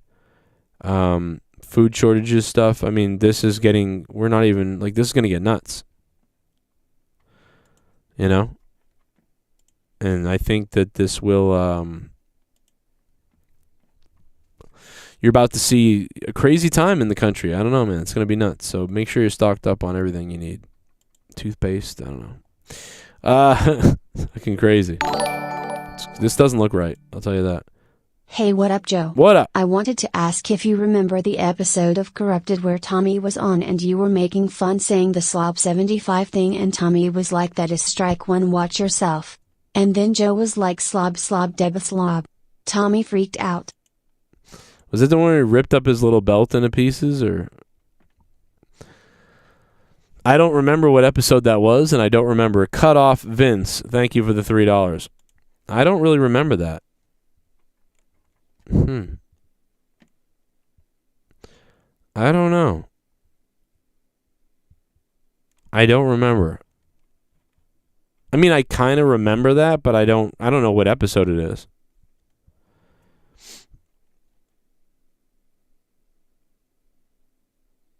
I don't know. I think you could see Trump get elected again at this point. Yeah, John. I mean, it's crazy to say that. If it's not Ron DeSantis, I could see Trump getting elected.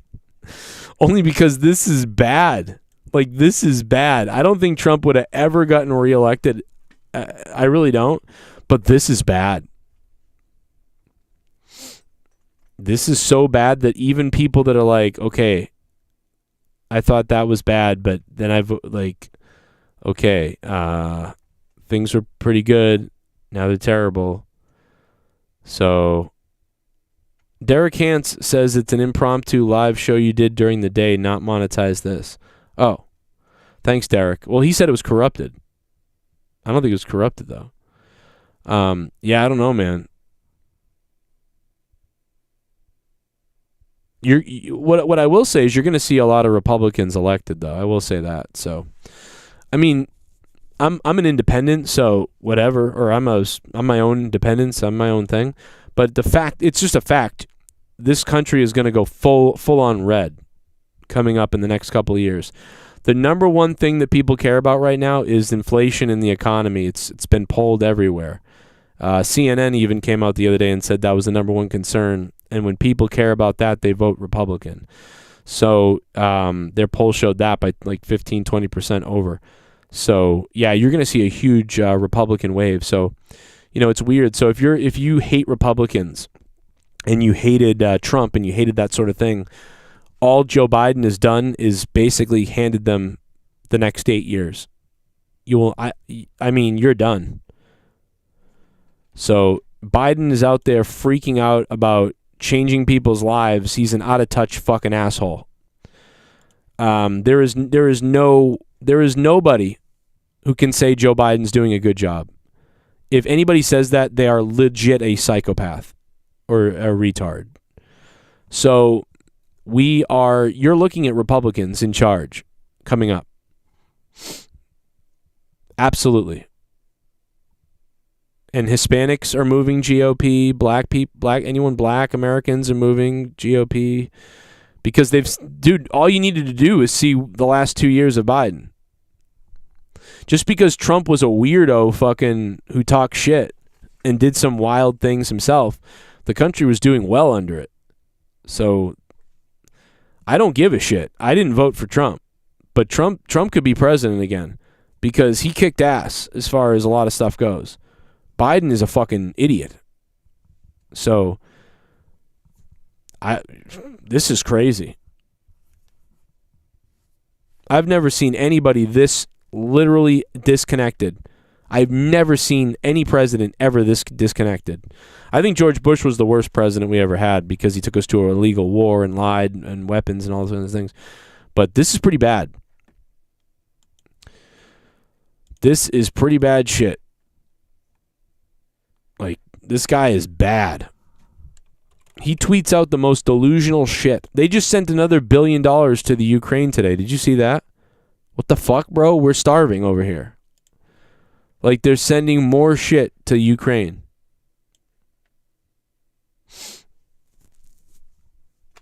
I don't know, bro. This is bad, bro. This is bad. I might actually vote. You know how bad Biden is right now? I might actually vote next time. In 2024, I'm actually going to vote. And I'm not going to vote for a Democrat for the first time in my life. For the first time in my life, I am not going to vote for a Democrat, and I'm purposely going to vote probably for an independent or a right-wing person. I'm telling everybody that right now. That's how bad it is. I'm a pretty fucking left-leaning hippie type person, and I am not voting for a left person unless it's Tulsi Gabbard or somebody like that. Nope. Absolutely not. This is fucked. This person that's president is an evil psycho.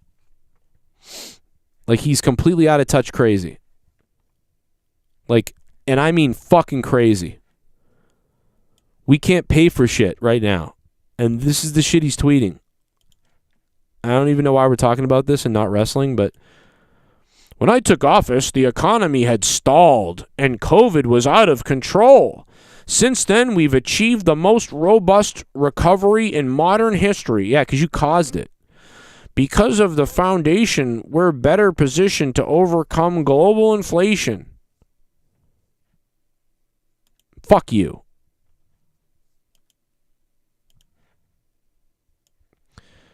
When I hear climate, I think jobs. Good paying, high quality jobs. He just says shit. He doesn't do anything to help anything. Everything he does doesn't help us, so it doesn't make any sense. He just says dumb shit that makes no sense.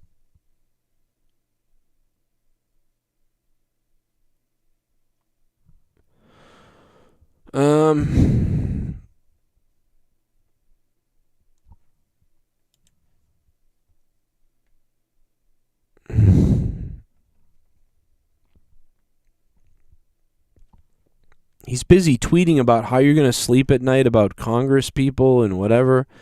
It's like, dude, you are the president right now. Pushing MAGA politics or going to vote or whether you'll have Social Security or Medicare. No, I'm not worried about fucking 5 years from now. I'm worried about right now. I can't pay shit right now. I'm paying fucking $5 of gas. The fucking goddamn world's falling apart right now, dickhead. No, I'm not going to sit there and ask myself if I'll sleep at night knowing that in 5 years Ted Cruz and other Congress Republicans will be pushing Trump things. Yeah, I'm not thinking about that, dickhead. I'm thinking about how we're all fucked right now by you and all those same people right now. This fucking guy is talking about 5 years from now. What are you talking about?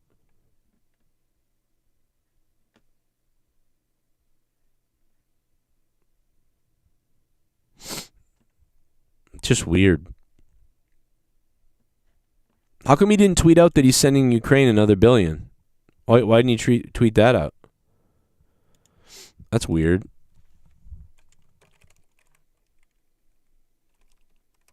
So yeah, my point in saying all this is that, like, things are bad and they're doing it on purpose. You know what I mean? Like, people, our country and the world is doing stuff on purpose to break the world down, and it's weird. Why are we doing it on purpose? So it's very strange stuff. You can go look it up yourself, and you can literally go Google and look it up yourself and see that they're just, you know, doing it on purpose to destroy the country. And I don't know why. Destroy the world? I don't know.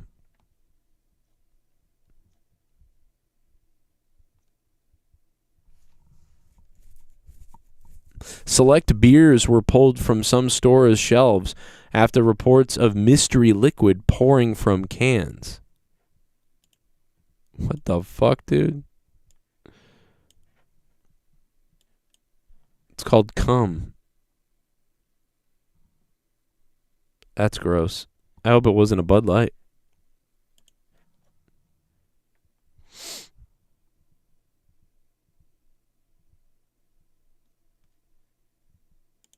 I wonder what the Saudi officials have been seizing rainbow-colored toys and clothing. I wonder what the White House response is. Thanks very much. We're just about to go into a Pride event, obviously. So we know that Saudi officials... She's like, oh, fuck.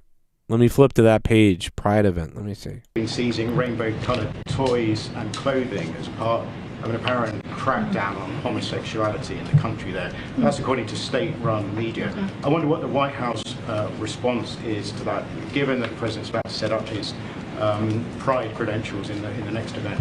So I have not seen that reporting, but what I can say globally, we work around the globe to protect LGBTQI plus persons from No, you don't. violence and abuse, No, you don't. criminalization, discrimination, and stigma. No, you don't. And empower local LGBTQI plus movements and persons. We do this through bilateral and multilateral channels, raising official concerns with governments, both principal and privately. No, you don't. I mean, I know you do. You know, I know they go around trying to like indoctrinate other countries, but I don't think it really works too well because the countries still are cutting off pussies and hanging people. So I don't really think it's working. Not that it's our job to go do that, but I don't really even like that. I don't even care about that question because what are you going to do? The other countries don't like, other countries do that to gay people. I mean, what are we going to, what can we really, like she just said, they try to like influence, whatever the fuck out there, but what are they going to do? But they don't really protect anybody. So that was kind of weird. If you protected them, you would go out there with weapons and protect them. You know what I mean? Like, we don't really protect them. We try to influence other countries to think like we think, but we don't really protect them. We try to support them if we can and get other countries to sort of be more open-minded and treat human beings humanely and stuff like that. So that's no doubt true, but, we don't really protect that many people because we can't. So that's shit bomb. I get it though, but I'm hearing Sasha Banks is getting released. Yeah, Citizen, we were talking about that earlier. It looks like a lot of people hit me up and told me about Raj Giri tweeting that out, and he does know people over there, so there could be something up with that. Raj did put that tweet out. Cyclops reached out and said that he had not heard that himself, but who gives a fuck what he's heard? He's not that far away from a fucking Me Too thing happening to him when all his weird shit about him having girls on his show comes out. For the first time in history, it's Seth freaking Rollins! It's raining men. Hallelujah, it's raining men. I'm mad. I'm gonna go out. I'm gonna let myself get absolutely soaking wet. It's raining men. Oh, this is a Pride Month song if I've ever heard one.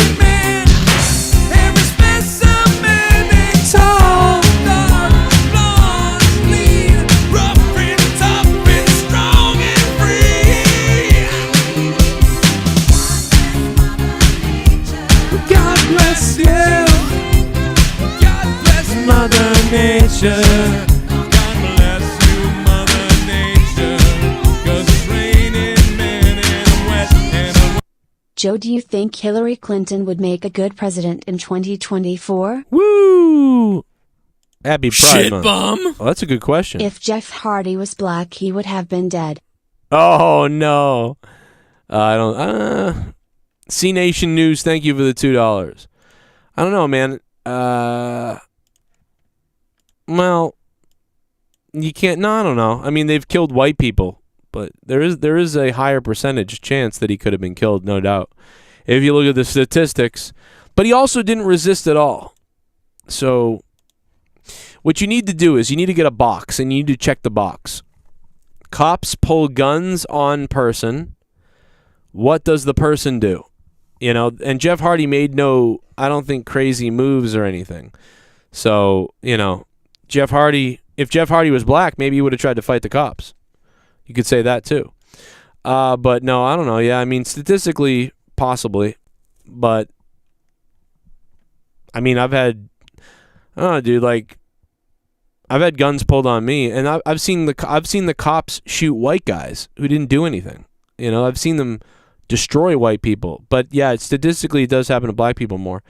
But, yeah, that is a funny, I mean, it's not funny, but it's like, it's a funny joke that you could make that's kind of, could be, you know. They might have beaten him up a little bit. I don't know. No, I don't know. Maybe. But it is Pride Month, so I'll put the love is love up for all you LGBTQ people out there.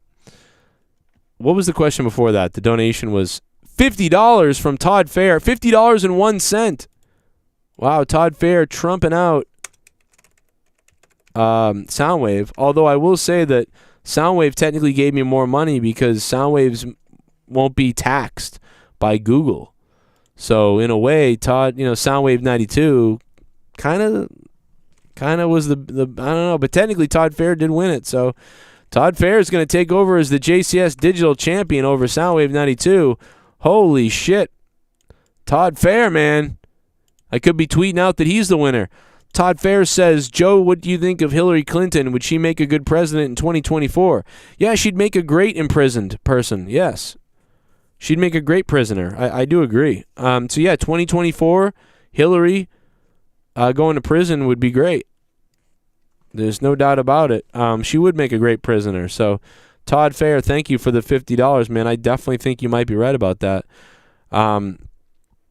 So, yeah. But, no, yeah, nothing official yet that I've seen. Sasha Banks has reportedly been released by WWE. Sasha Banks, according to Raj, it's unknown at this point. Banks requested the release or the decision came from WWE. I'm telling you, man, but I would think if they did this, it'd be because they want to take the heat off of the Vince McMahon situation. You know? What a perfect time to take the heat off the Vince McMahon situation. So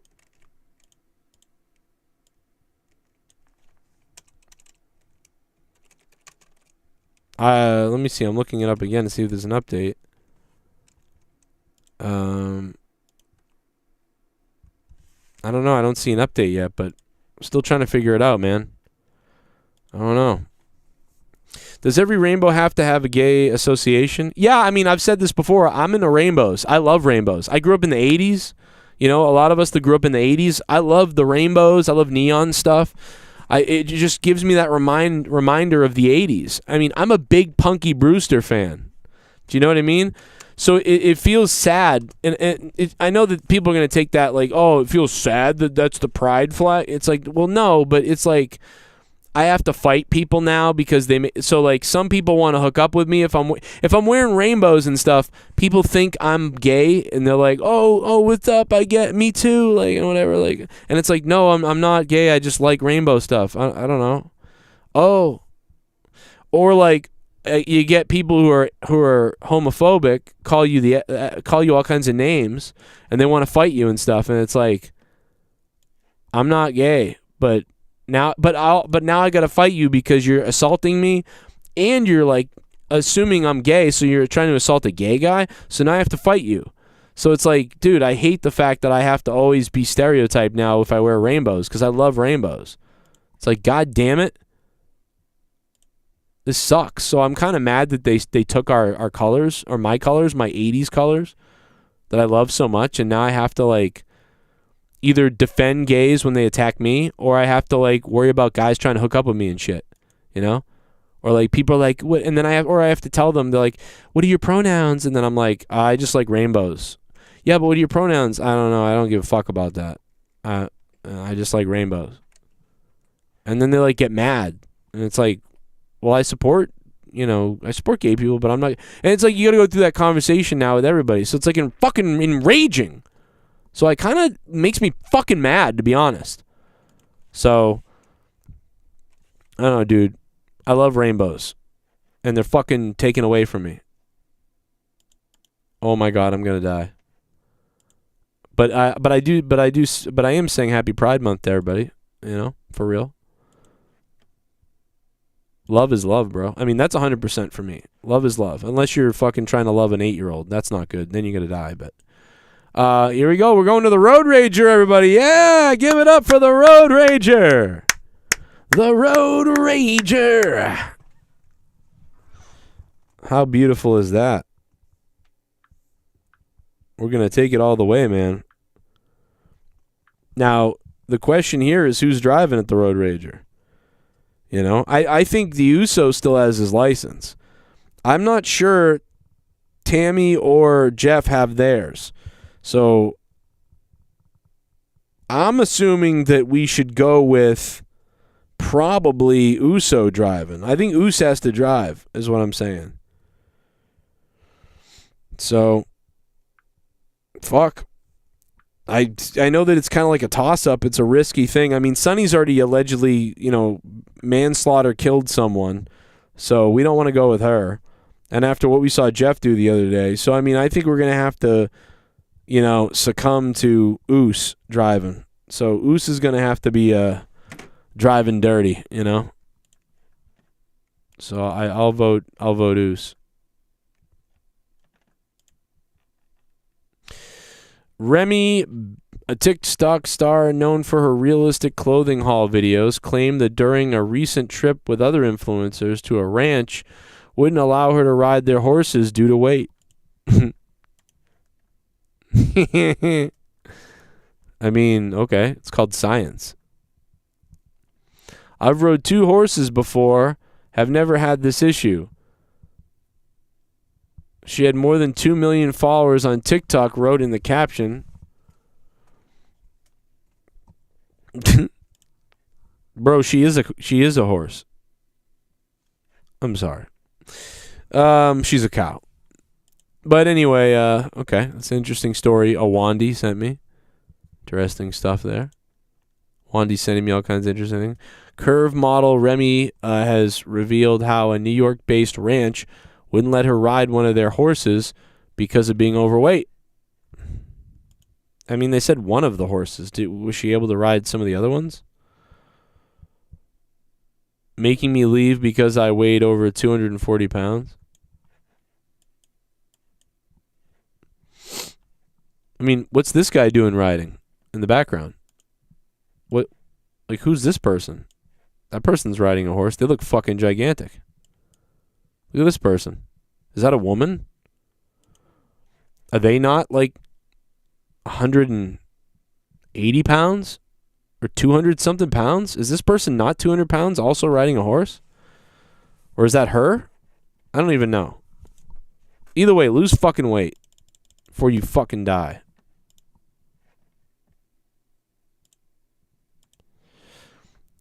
Al, I do agree with you about that. Even though Joe Biden's a fucking idiot and a psycho, and he's ruining our country, and he's letting everybody die, Al, that is true that Trump was a baby. I mean, he's a baby. So, I mean, that is true.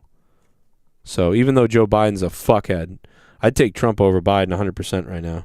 But, yeah, Trump was a baby, and he is a baby. So, but I know that. But he'll fight for us more than fucking Joey Dum Dum will.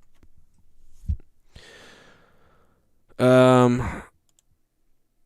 didn't allow her to ride a specific horse. They didn't make you leave. Throw a fit, you cunt, says Colonel Stutters.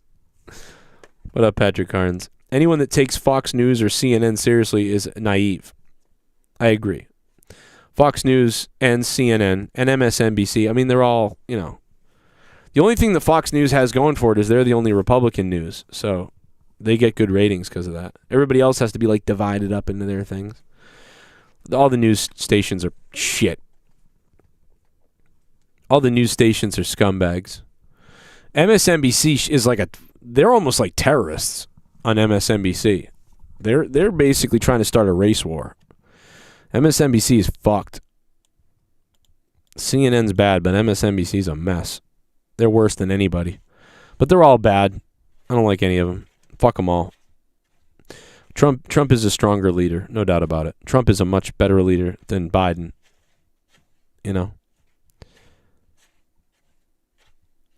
Tucker Carlson cracks me up. I think he's funny. That's about it, though. I don't really watch anybody. I don't watch anything really. I don't even really watch Alex Jones that much. And I mean, Alex has broken some crazy stories, and then he's been wrong about a lot of things. I don't know. I barely watch anything. I kind of watch a little bit of everything, and so I hear what everybody is kind of like saying. But I try not to get too obsessive about one person. You know, I like Joe Rogan, but I mean, even him, I don't go like, oh my God, Joe. I don't get obsessed with one person, like, and become like a yes master. They said that. I don't really do that. I sort of like flip around until I hear people that make sense to me, or they're telling me things that I didn't know about. I like that. You know, I like a lot of that, and that's pretty easy to do, Jay. Joy Reid is a legit crazy person. I agree. Dude, the View women get so much attention when they're really all fucking clucking hen cunts. The women on The View are idiots. Like, dude, just throw them down some stairs, bro. You know what I mean? Throw them down some stairs. The women on The View are fucking goblins. You know? Tim Pool's all right. I like Tim Pool a little bit. I like, who's the comedian I like? I like, who's the comedian that spit in Alex Jones's face? Remember that guy? He like dumped the drink on Alex Jones when Alex got in the fight at the convention or whatever.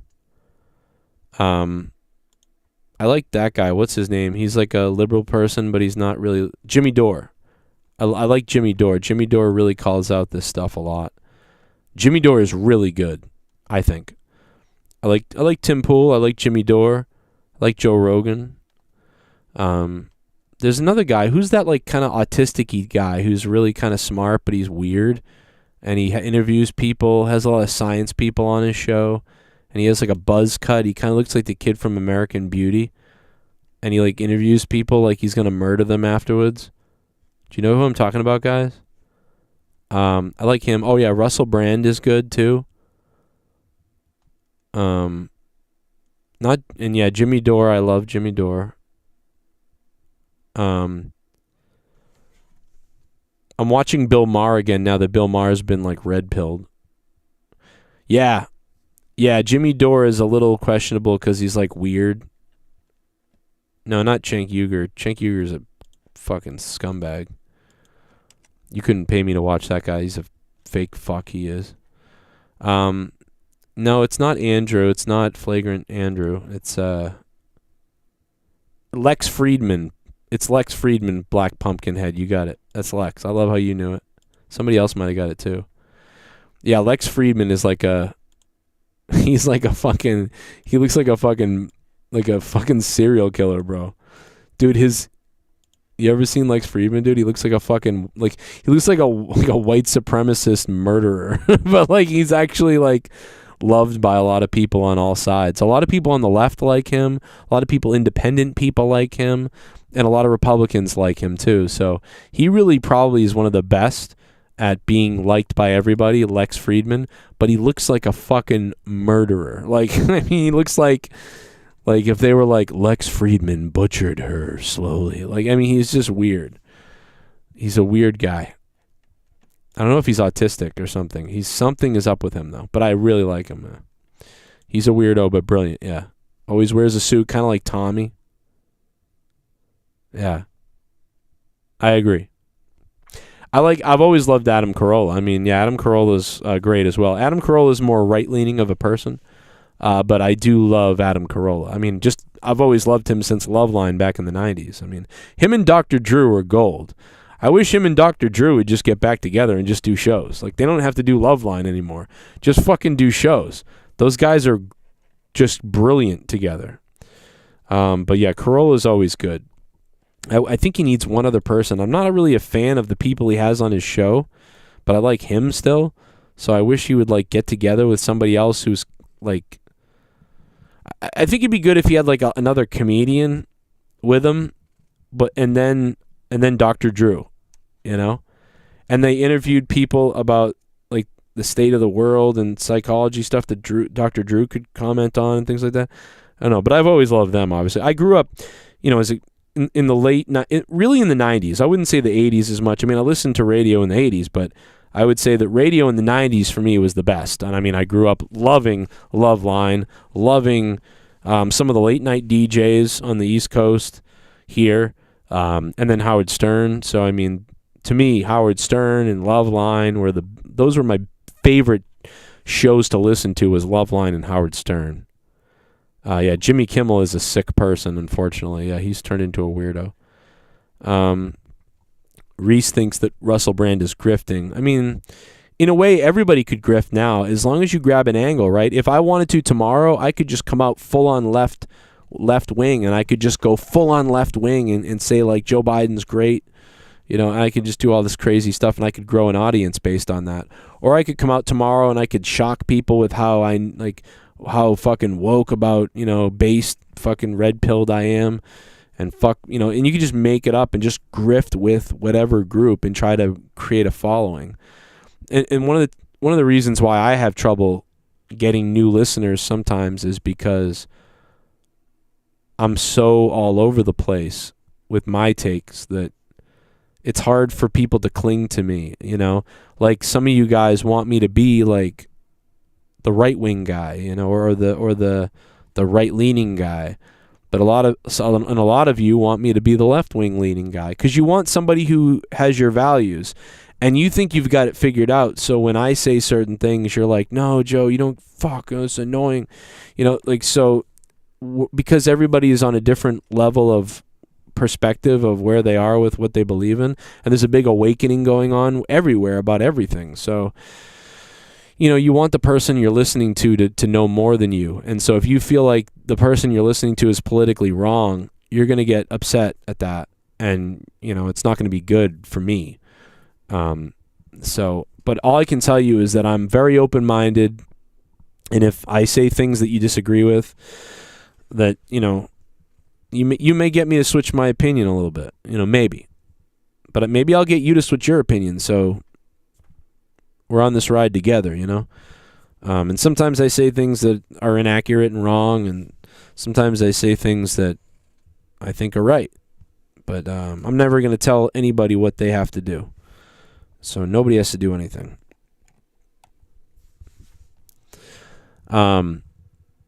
It's a battle of good and evil, like wrestling, Army Ann. What's up, Army Ann?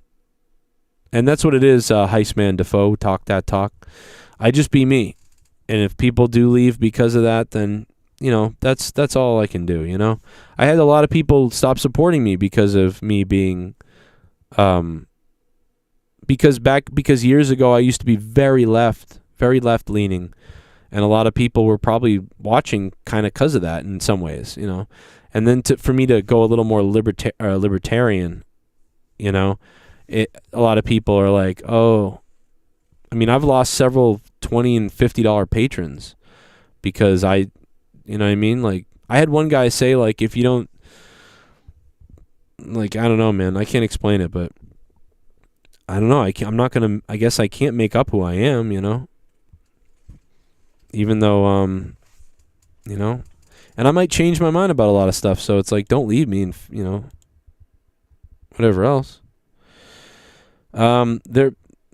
I don't know if the Sasha Banks stuff is confirmed 100% yet, but they're kind of leaning towards that. I mean, even Wrestling Inc., Raj Ziri has printed the story. He's put the story out. So Raj is confident. Raj is seemingly 100% confident almost, it looks like, that Sasha Banks has been released by WWE. Damn. I guess. I think that, again, this could be to help try to cover up the Vince McMahon stuff a little bit.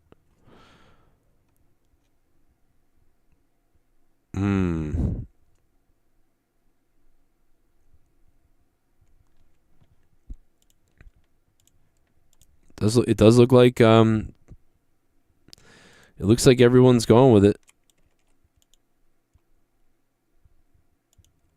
So Sasha Banks, it looks like, has been released. But we still don't have 100%, I don't think, confirmation, but it looks pretty good. Spaz Phoenix put out John Laurinaitis and Vince McMahon tag team champions. People power. Hey, Vince, I'm gonna go inside of her. Isn't John Laurinaitis married to the Bellas or something like that? The mother? Isn't John Laurinaitis somehow involved with the Bella twins' mother or something?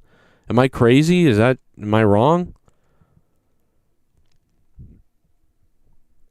I'm inside of her, Vince. Damn it, go all the way in. That's so weird. Trying to find more news on it. Oh, fuck. There was a kid that was missing in Massachusetts, and he was 3 years old, and... Oh, no. Oh, boy. Wish I didn't read that.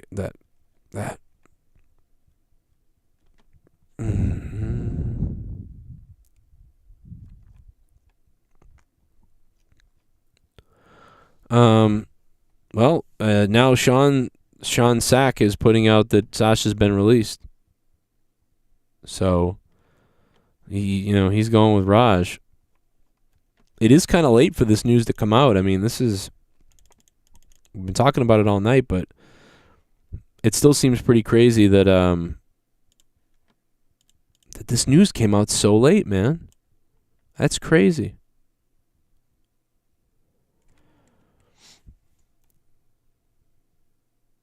No, this was an Amber Alert from a while ago. Yeah, this is from... I think the kid went missing yesterday.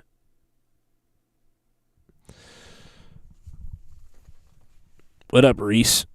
I get it for sure. I haven't seen the article on ESPN about Vince. Who knows, Hunter Dvorak? I don't know either. It doesn't look good for Vince. Yeah, again, this is why I think why Stephanie left. I think they got Stephanie out of there so she didn't have to deal with this. They must have known this was coming, I'm telling you. That's why this is so interesting. It's not interesting Vince was doing weird shit. I mean, we've just always known this. Dude, McMahon is trending right now. Sasha Banks is trending and Vince McMahon is trending. Like they somehow AEW got eclipsed by fucking Vince McMahon sucking poon and Sasha Banks being allegedly released or leaving or whatever. Wow. That is so crazy. That is so crazy, man.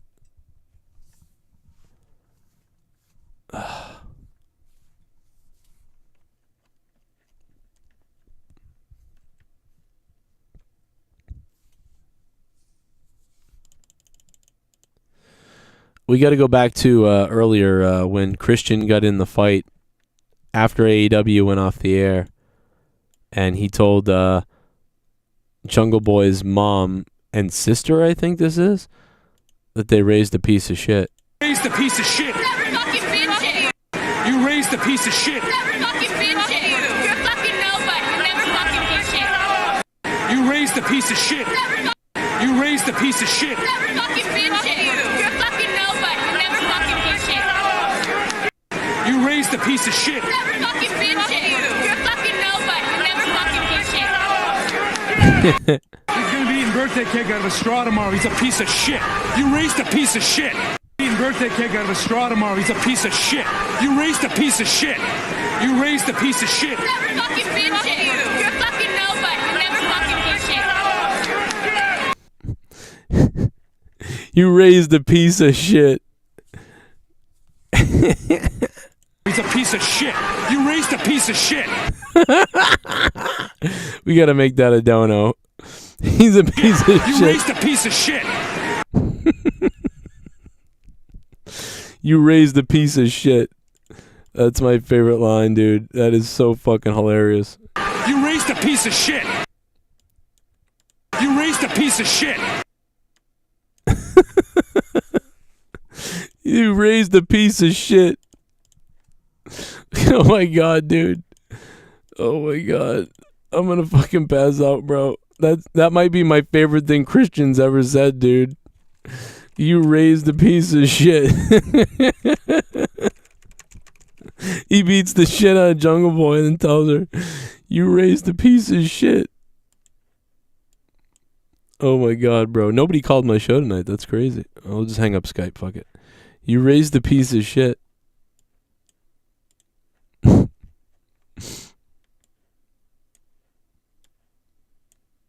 raised a piece of shit. Oh, God.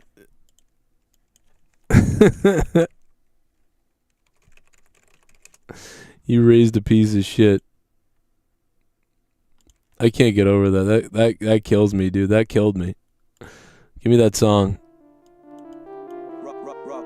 You raised a piece of shit.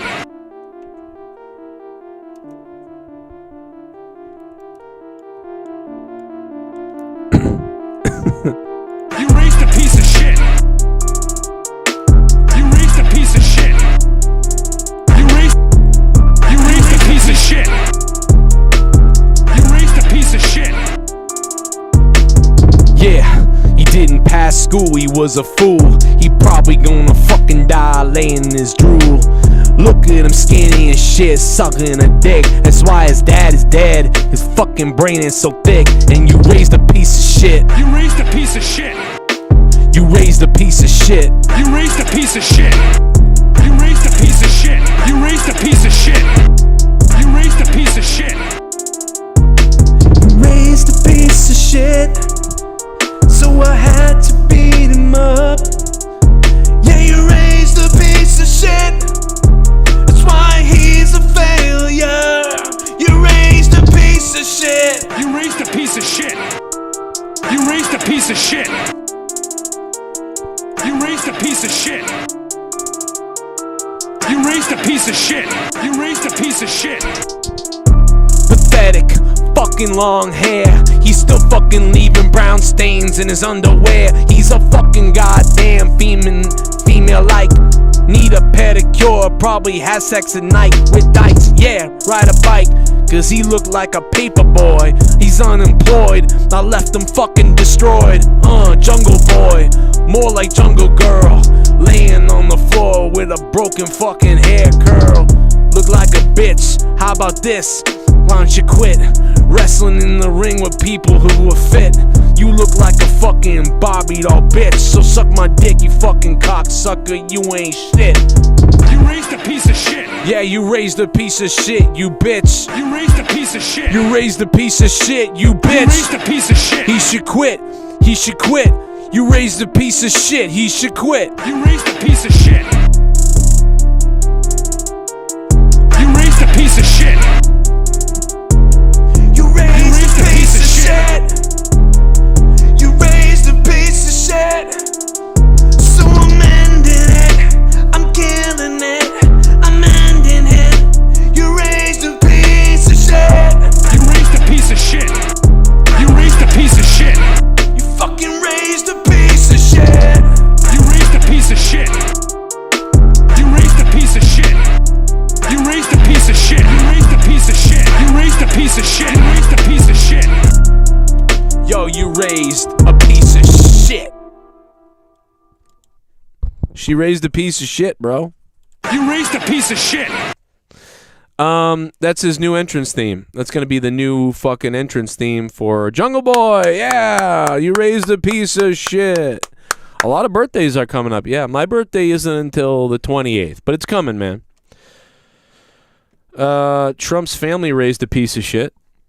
Oh, it's funny because I don't know, bro. I gotta be honest. As obnoxious as Trump's family is, would you rather have Trump's sons babysit your kids, or would you rather Hunter Biden?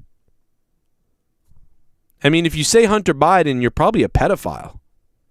So, I mean, like, you know what I mean? Like, so Trump might have raised piece of shit, but I mean, what did Joe Biden raise? If that's the case, you know, I wouldn't trust my kids with any of them. But, you know, Trump's kid would probably get in an argument with a guy in traffic and then be like, I'm getting my gun. I'm going to get my gun. And then like get shot and then get your kid shot. Joe Biden's kid would put his finger in your kid's ass and then play with his balls. So, I mean, like, which, you know, either way, one of them, your kid ends up shot up because Trump's kid is like, I'm going to get my shotgun from the trunk if you don't move your car. and then like they get shot up and killed because he's an idiot. And Joe Biden's kid will sexually molest your child. So I mean, it's like weird. It's like which one, would you I don't know.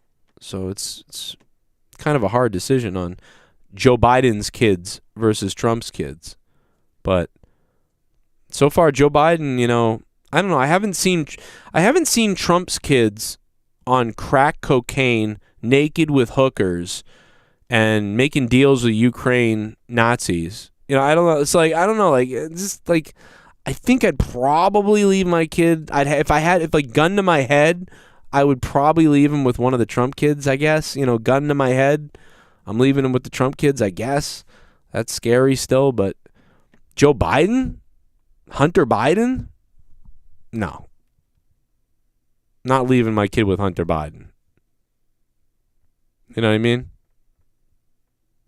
Even if you're a left-wing person, you can't possibly think that that's okay.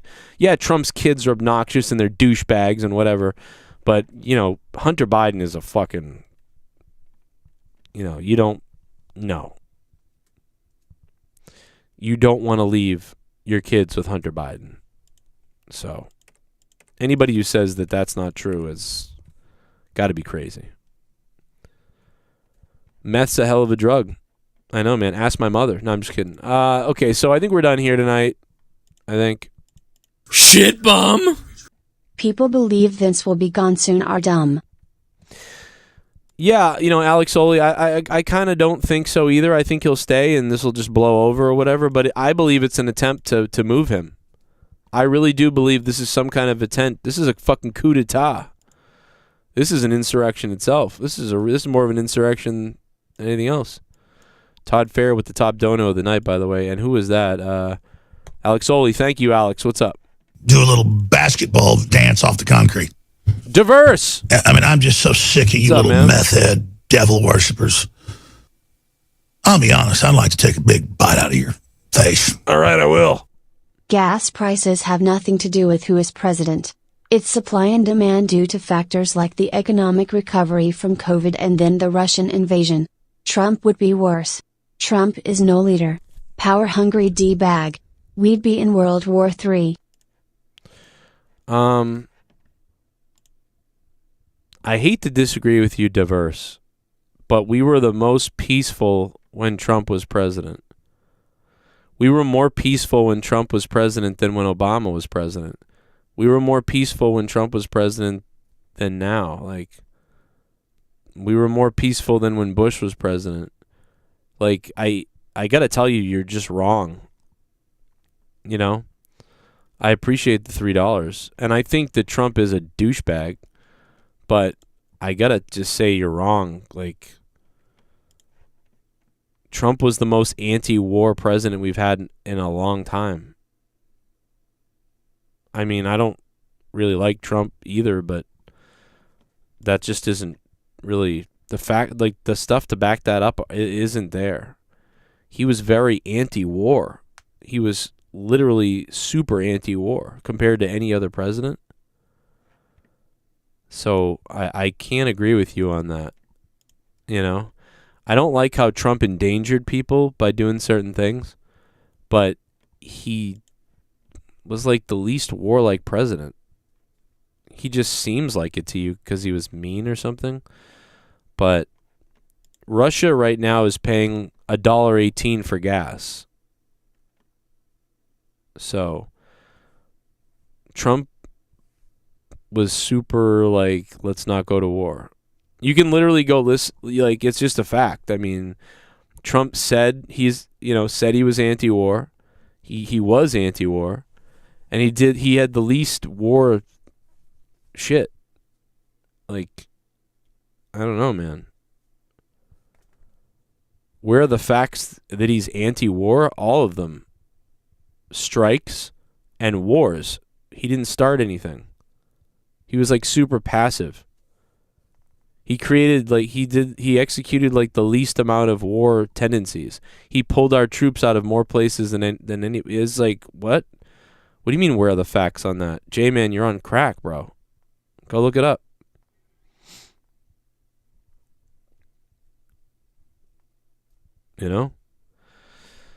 I don't know what to tell you. If you don't know that, then I don't know. I thought he had a couple of good years, Al, myself, but then he had a couple of bad years, or at least fully a year was bad for him. I don't like him. I don't even like him that much, but we took out Iran's general under Trump. Yeah, but I mean, that was, do you know what I mean? Like, he's still the least warlike president. George Bush, we went to an illegal war. Obama led the world in drone strikes. Like, we continued to carry out military operations with Obama everywhere. He had the most drone strikes. So he did assassinate several people, Obama. So it's like, I don't really blame Obama, though, because Obama was coming into presidency after Bush. So he had to do all these things still that we were involved in. So, like, you know, it's sort of like, what are you going to do? But it really all leads back to Bush. But yes, but to say Trump was like a warmonger is crazy. That doesn't make any sense at all. Even people that don't like Trump have to, like, if you can't see that, I don't know what you're saying. You know? But we need a new person to lead this country. This guy in there now is a fucking idiot. It's not the president's job to be friendly and a good person. Yeah, it's true, but I don't like any of the presidents that we've had. You know? I voted for Gore and Bush won. I voted for Obama the first term. Then I didn't vote for him the second term. And then I didn't vote. I was going to vote for Bernie Sanders, and then they illegally stole the DNC from Bernie Sanders and gave it to Hillary. So then I cheered for Trump but didn't vote. And then I didn't vote last election. So, but I might vote next election. So, but who cares? Who gives a fuck, you know? You know, who cares? Bush was the worst. People now they think like Bush was great. People now are like, oh yeah, Bush, you know. It's like, no, he was the worst. He's the one that set our country into fucking shit. You know? I bet you voted for Kerry in 2004, says Andre Lavandero. I did not. I voted for Obama. Oh, Kerry in 2004? Oh, no. I didn't. I voted, I think I voted for somebody, but it wasn't him. It wasn't either one of them. I almost voted for Kerry, but I didn't hate Bush enough then. I wasn't really as angry yet. I was kind of like, more like, there was a part of my brain that was like, let him finish it out, you know, I guess. Let him see it out. I don't know. But then I didn't really know all the stuff about Bush yet. It didn't really click in my mind. I didn't figure out Bush until about 2005. It was about 2005 where I realized, oh, fuck, man, I think this was all rigged. You know?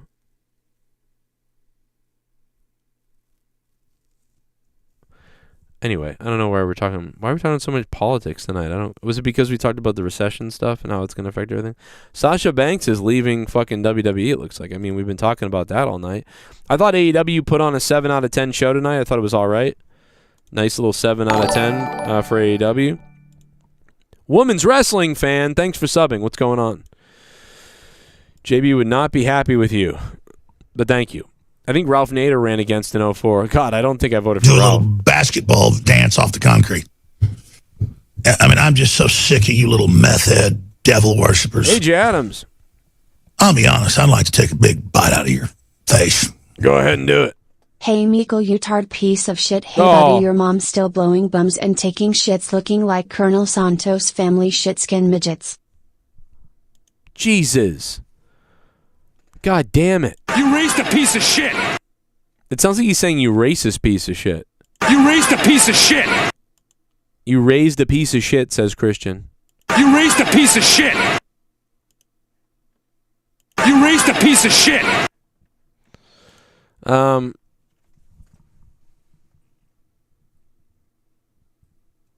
Yeah, Trump was a New York Democrat. Yeah, he was. Then he kind of became a More of a conservative. With money, he's conservative.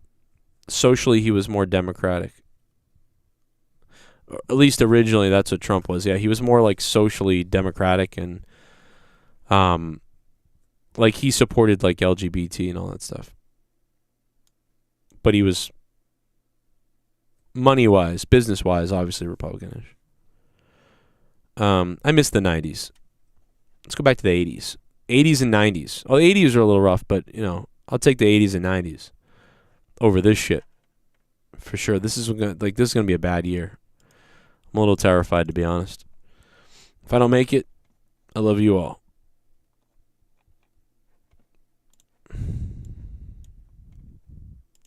Don't let my family remember this. Look at his lips and Vince's smile. We know how he got this push. Man, imagine that if Theory got down on his knees like in the locker room and was like, Vince, I've always wanted to do this to you and give this to you. And he took off his shirt and all his muscles and started rubbing them and was like, you rub my arms and my tits while I fucking blow you.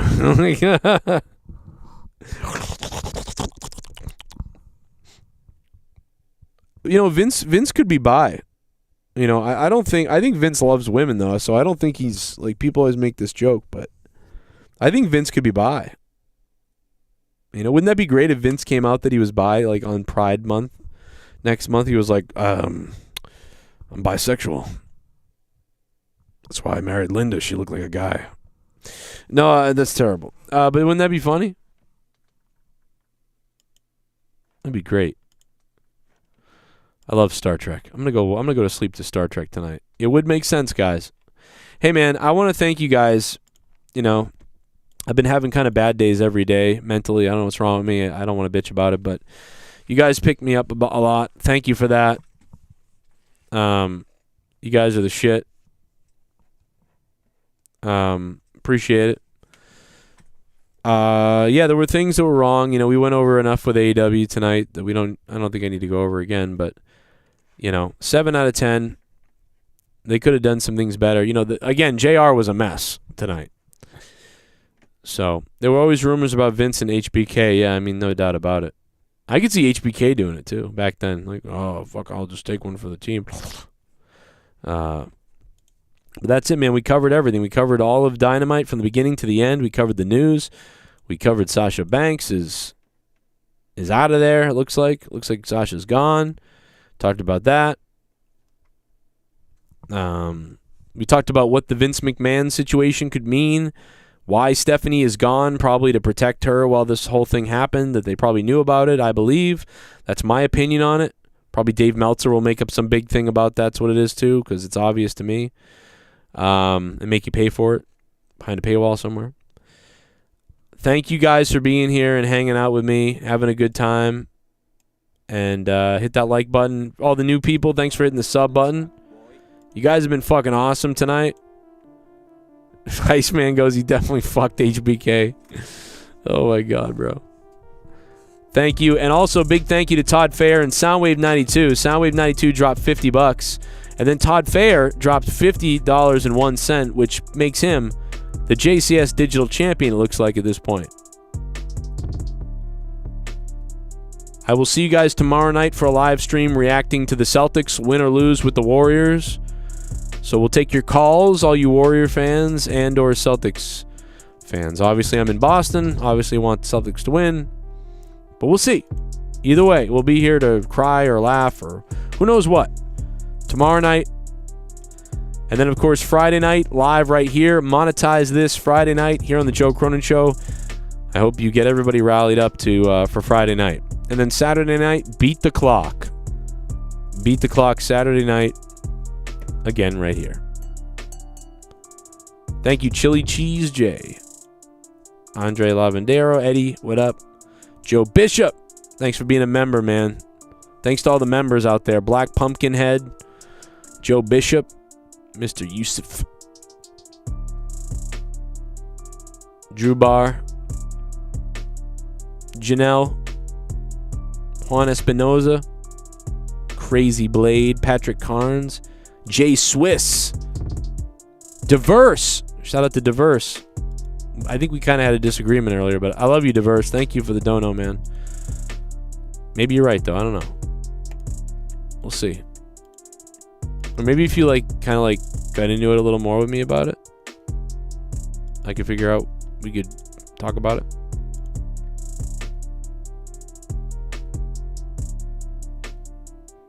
Don't forget North Korea, Joe. Trump would have got us nuked. No, he wouldn't have. He literally was in office with North Korea. What are you talking about? God, man, you got to be trolling me or something. He literally called North Korea Little Rocket Man. And the guy was launching rockets. And he called him Little Rocket Man that we have nothing to worry about. Then he made fun of the guy. Then he went and shook the guy's hand and was like, we'll talk about some things. He wouldn't get us into a war with North Korea. He was president for 4 years. That's fucking retarded to say that. He literally kept us out of war.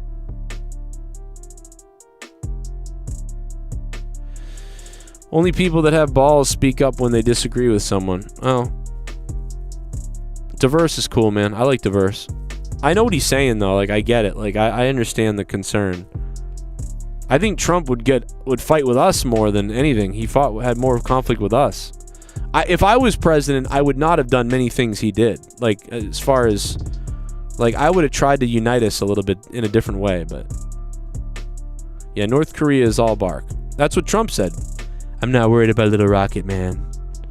You know? And then he went there and met him. It was like, chill out. It's okay. And then Kim Jong-un was like, oh my God, I'm meeting celebrity Trump. It's like, you're so full of it, dude. It's like people online who start shit and then you wouldn't say that to someone's face. You know? They're so fucking full of it.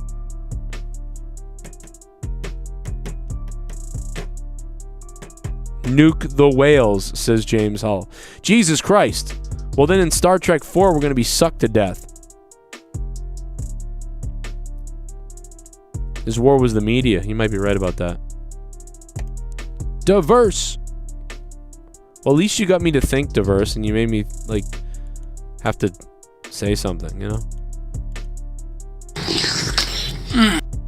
Ooh. You raised a piece of shit! Hey, man, I love you guys no matter what. I agree, Al. It really did nothing, Al Vel. It did nothing, really. But I guess my point was that he was saying he would get us into war with them, and it's like, no, he wouldn't. You know what I mean? Monica King. What's the $3 million settlement cover-up about? We don't really know. It's probably going to come out more and more. I don't know. It's to make someone not talk about something that happened. Whether that's they did something to somebody, they did sex favors, they did something. I don't know. We don't really know what the real allegation is. The only allegation is that somebody's been paid hush money. We don't know what the hush is about, though. You know, we don't know if it's just like they all had sex and please don't tell anybody about it, and that's whatever. Or we don't know if there was some kind of harassment and then they paid somebody off. That would be worse, you know? So, but what I do know is that this is probably leaking out because somebody is up to something over in WWE. And it makes sense why Stephanie's gone right now, so that she's not around during this situation. To me, that's why she's really gone now. Now I know why. Because they knew the Wall Street Journal was going to come out with this story. That's what I think. Hope you hit the like button. I hope you guys hit that sub button. And I will see you tomorrow. And if you missed this stream, go back and listen to it from the beginning. We broke down AEW from the beginning to end. It's pretty decent. You raised a piece of shit! And Christian said to Jungle Boy's mother that she raised a piece of shit. You raised a piece of shit! Good night. Thank you so much, guys. Become a patron, patreon.com/Joe Cronin Show, and support my show by becoming a $25 producer on Patreon. If you can't become a $25 producer on Patreon, become a $2 patron. Whatever. Shout out to all the patrons out there, man. And shout out to the $25 producers who are going above and beyond to be producers on the show. Skittles, Red Poison, Brian Jardine, Yusuf Bishop, Alan Stober, Shell, Colonel Stutters, Dion Edwards, Cold Brew Crew, SITH NEGAN, $100 a month for 37 months in a row. V-Man, Nikki J, The Weed God, Drew Bar 100, CJ Rella, Matt Rossmeyer, Alex O'Donnell, Kal Bama, and JD Venom. You guys are legit. I don't know what would happen if we lost even a couple more of these people. So if you really, really like what I do and you've got the funds and you want to support my channel a lot, it's a lot of money, but it's $25 producer level. Thank you for going way above and beyond. And of course, the JCS Digital Champion tonight, Todd Fair. Thank you, man. Thank you, guys. We'll see you tonight. You raised a piece of shit. You raised a piece of shit. You raised a piece of shit.